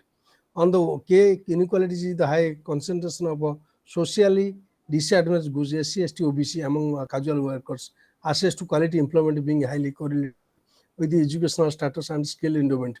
Social disadvantaged groups with the high rates of illiteracy, lack of industry relevant skills face greater barriers to access productive employment. The K medium-term strategy and targets include focus on self-employment and casual workers for improving livelihood, enhance the scope of employment in the organized sector, enhance regular employment for less disadvantaged and poorer states, comprehensive coverage of unorganized sector workers under social security schemes, rationalization and simplification of labor regulations, and broadening the ambit of labor reforms, promote diversification of rural workforce to off-farm and non-farm activities, targeted regions with concentration of vulnerable social groups such as ST, SC minorities, women, illiterate, and less skilled for active labor market policies. Detailed skill mapping mechanism to be evolved, credible and independent accreditation, different certification process to be created, upgradation of all training providing, strengthening delivery systems through public-private partnership mode, creating large number of skill development institutions and a pool of trainers to expand the outreach of skill development initiative, setting up a sector skills council, development of a national vocational qualification framework, and creating a credible labor market information system. Issues of concern. There are several issues of concern which need to be addressed. Until recently, the overall unemployment rate remained fairly low and a short, no long run trend. The quality of employment in terms of higher daily unemployment rate among casual workers, the higher level of unemployment among educated youth, especially among young women, was a major problem. The lack of productive regular jobs has emerged as a deterioration in the quality of employment.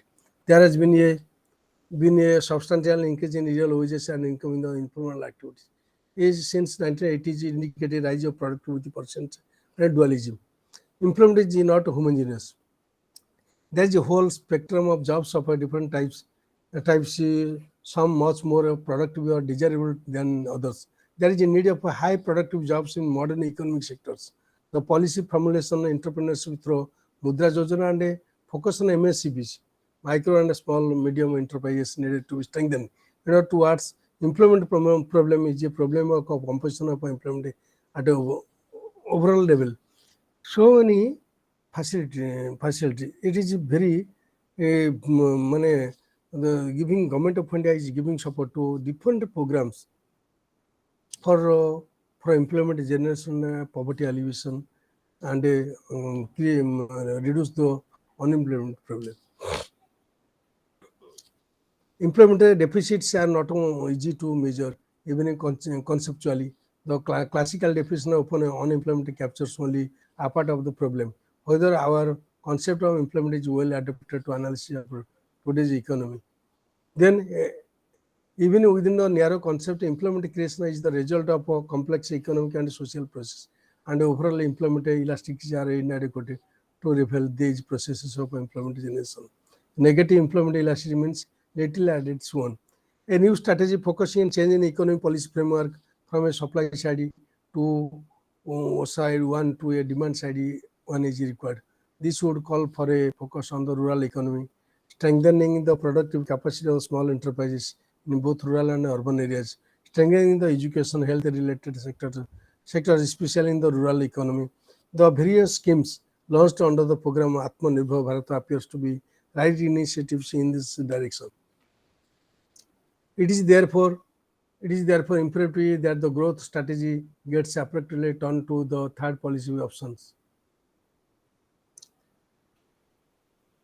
This is substantiated by a renewed recognition of the potential for surplus absorption and increase in labor productivity in agriculture and rural sector. Quite apart from the strategy for intersectoral shift of workforce, green growth perspective, many may further enhance the potential of the primary sector to absorb productive labor by reversing the process of factor of substitution that is mentioned. Then lastly, there is a periodical survey, and also employment continues to be high on the policy agenda reflected from labor laws reforms, and the various policy initiatives by the government of India has been taken up. Also, Minister of Labor and Employment is functioning to ensure improving life and dignity of labor force of the country and state level also. Nevertheless, the complexity associated with the issue of employment need to be considered while framing the employment policy framework. Then, in the next class, we will go for social security measures in India.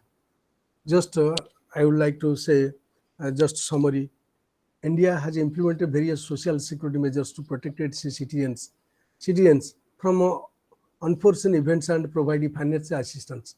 Key security measures are Public Provident Fund, Employees Provident Fund, Employee State Insurance, National Pension System, Pradhan Mantri Samyogī Man Dhan Yojana, Atal Pension Yojana, Pradhan Mantri Jivan Jyoti Bima Yojana, Pradhan Mantri Suraksha Bima Yojana, National Health Protection Scheme, Ayushman Bharat Yojana. Challenges, coverage, funding, awareness, and implementation. Let us come to discuss in detail.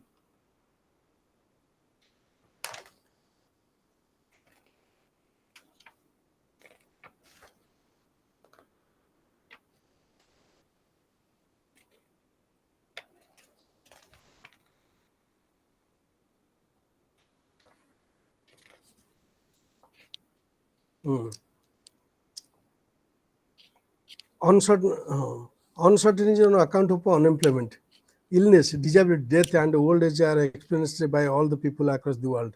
This is inevitable. Facts of life are said to be threatened to one's economic security. In a society, livelihood of an individual made up of a very diverse element, which taken together constitutes the physical, social, cultural, and political universe where he lives. Whenever an individual who lives in a society and faces the uncertainty threatening the bare necessity to sustain a minimum livelihood, he needs some help from the society, may it be family or in government or private institution. The term social security refers to any program that aims to help individuals with some situations. Such people include the poor, the elderly, the anybody who is physically disabled and mentally challenged.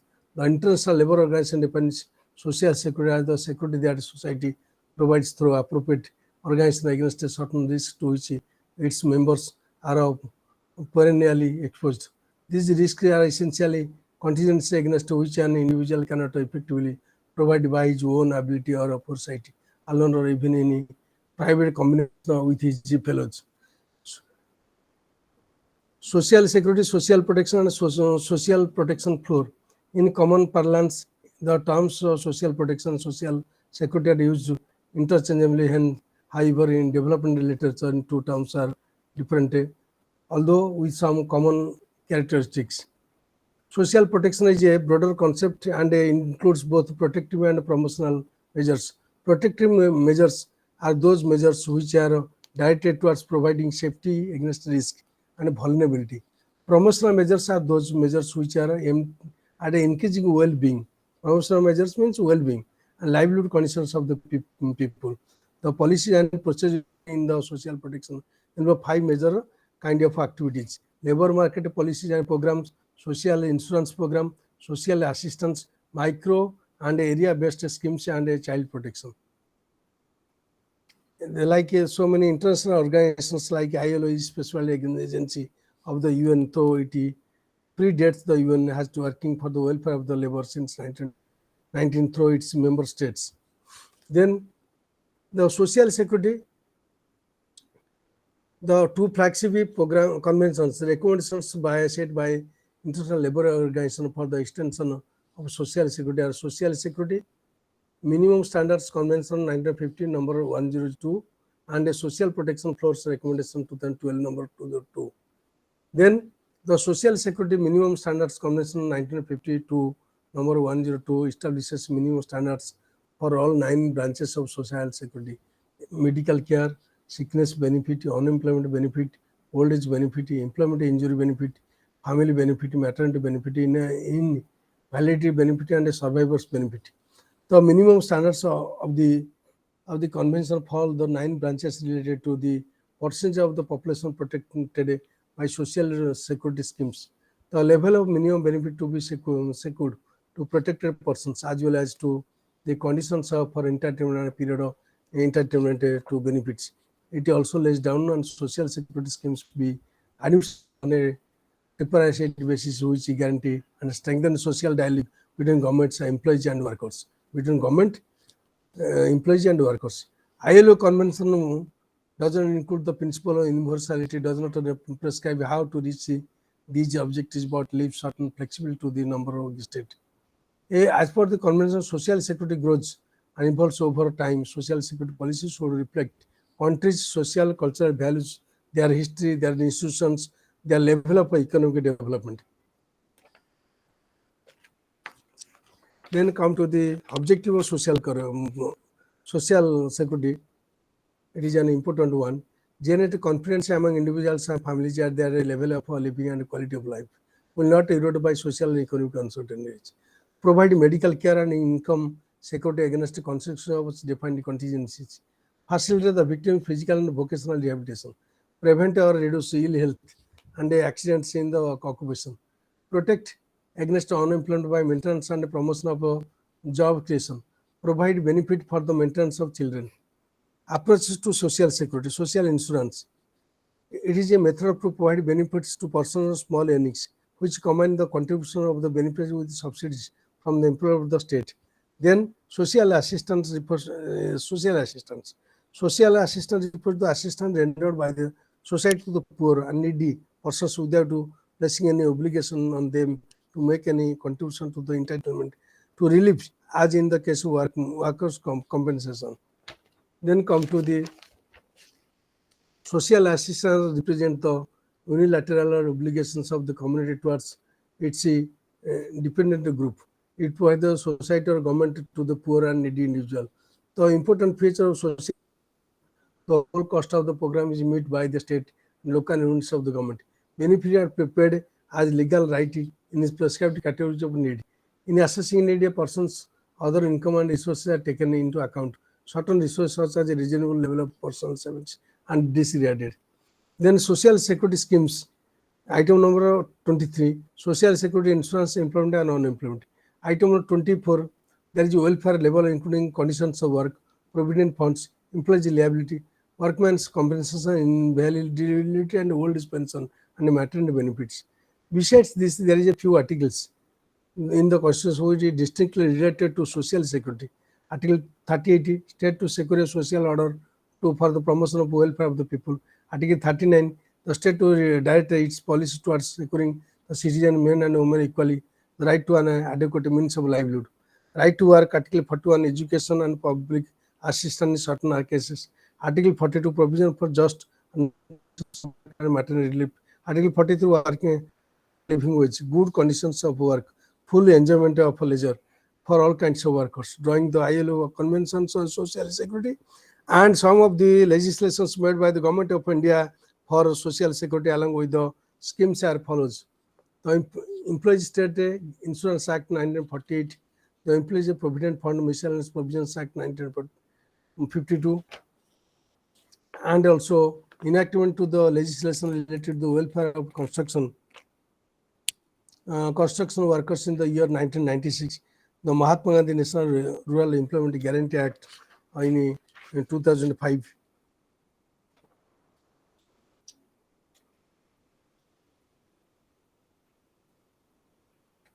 তারপরে Unorganized Workers Social Security Act 2008, Domestic Work Act 2008, Food Security, Pension and Fund Regulatory Reform Act 2014. Then social assistance.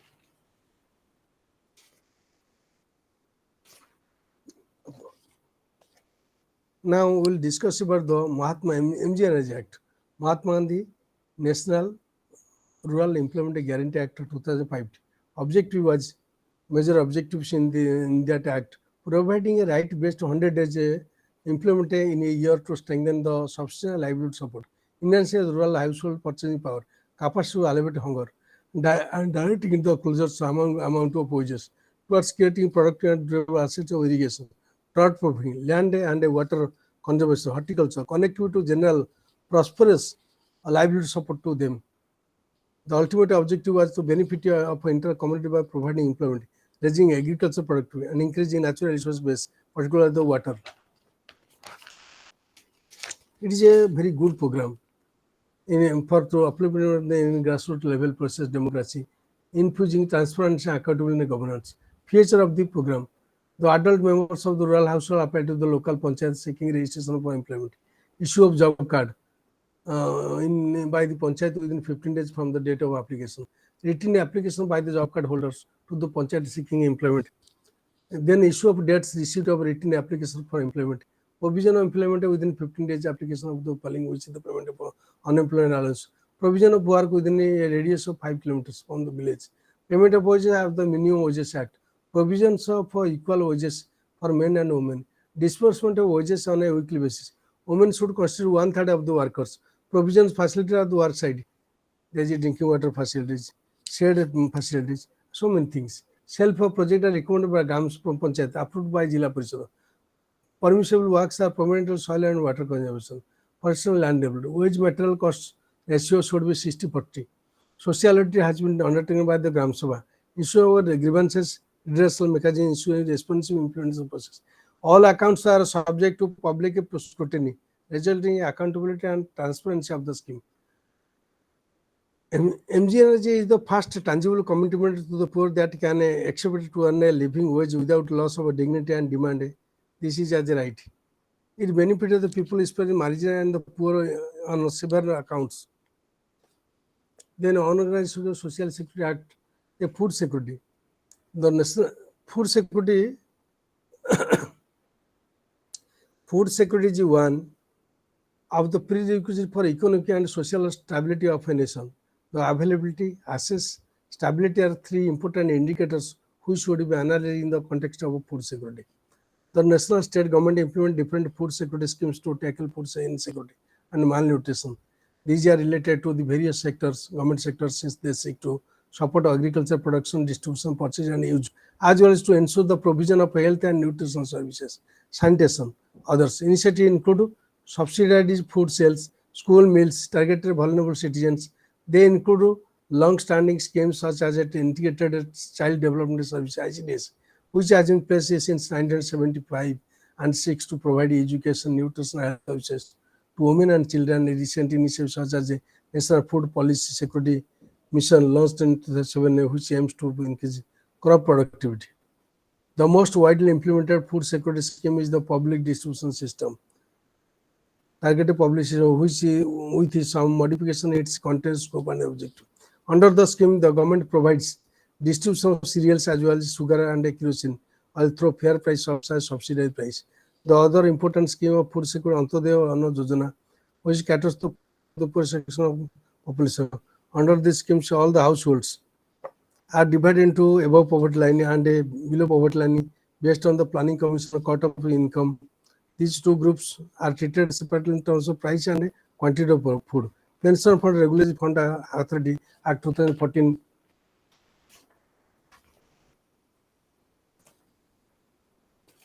Then National Pension Scheme, Central State Government Employees, National Pension Scheme for corporate sectors, all citizens of unorganized sector workers. There is the unorganized sector model of the NPS was available to all citizens of India, whether residents to or non-resident. However, the applicants should be 18 to 60 years of age. Date of submission of his application recently, the maximum age of self-employed has been raised from 60 to 65 years. Then Atal Pension Yojana, eligibility and benefit. The scheme is open to all bank account holders who are between the age of 18 and 40 years. Under Atal Pension Yojana, there is a provision for fixed pension of the subscribers ranging from between 1,000 to 5,000. The contribution rate is low if he subscriber joins early and increases if he joins late. Then the government co-contributes 50% of the total contribution of the subscriber or rupees 1,000 per annum, which will be lower to eligible subscribers who have joined before 31st March 2016, and also reimbursing expenditure for the promotional development activities, including incentive to the contribution collection agencies to encourage people to join the Atal Pension Yojana. Then social assistance, the employees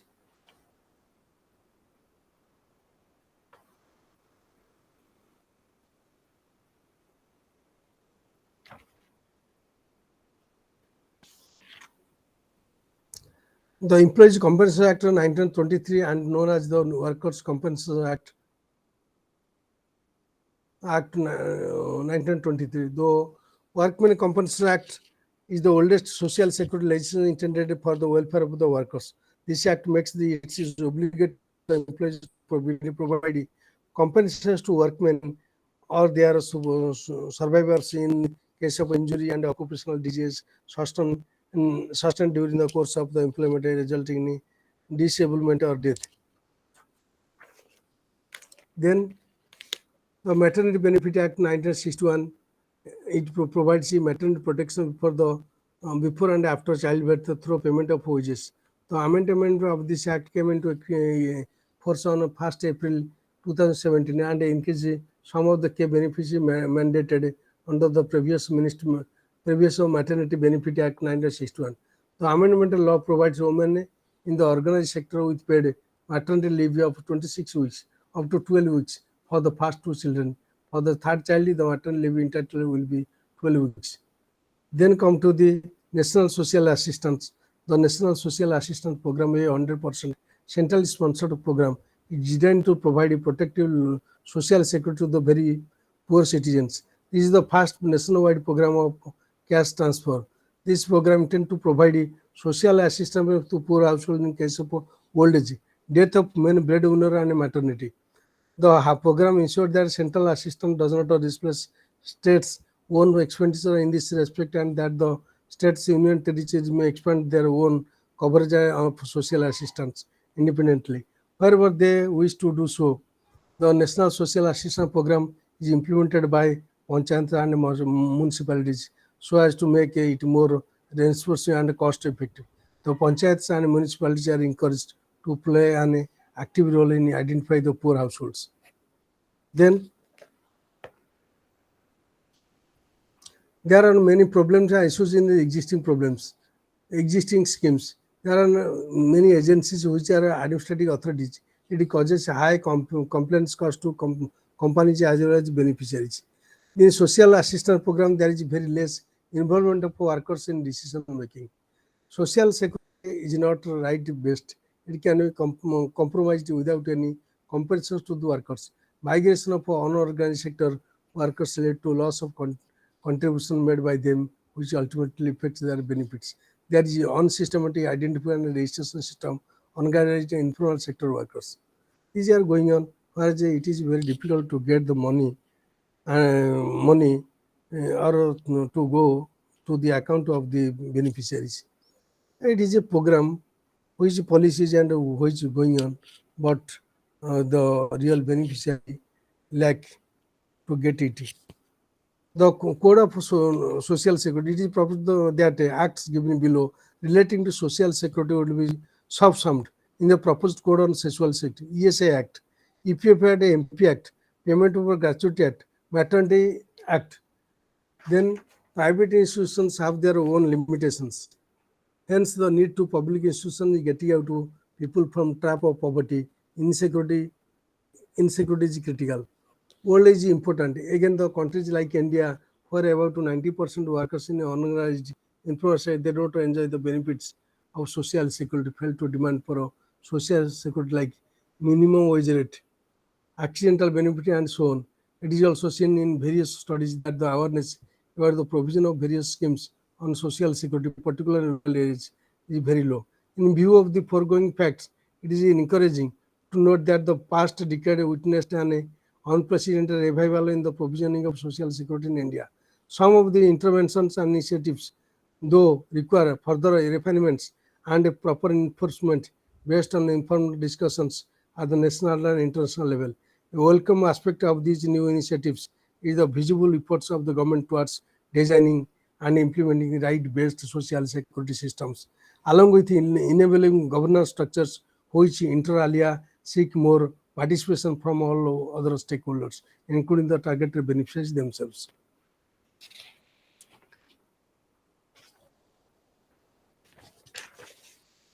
Then tomorrow we'll start from Unity 24, Regional Disparity in India and Policy Implications. It is a beautiful program. So that beautiful, very good topic as it is Unity 24. Tomorrow we'll discuss in detail. Thank you. Thank you for joining any online program. Thank you all. Hello. Hello.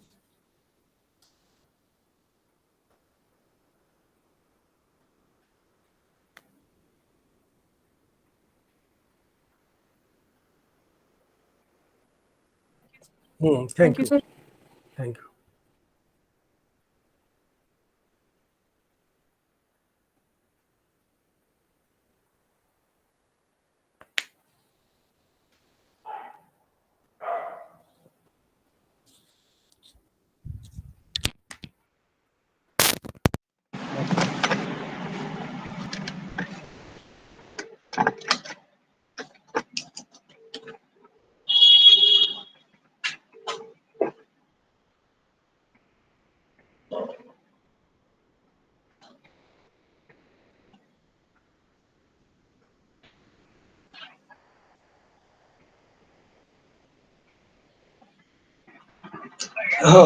The class is over now. हाँ हाँ हाँ thank you, thank you.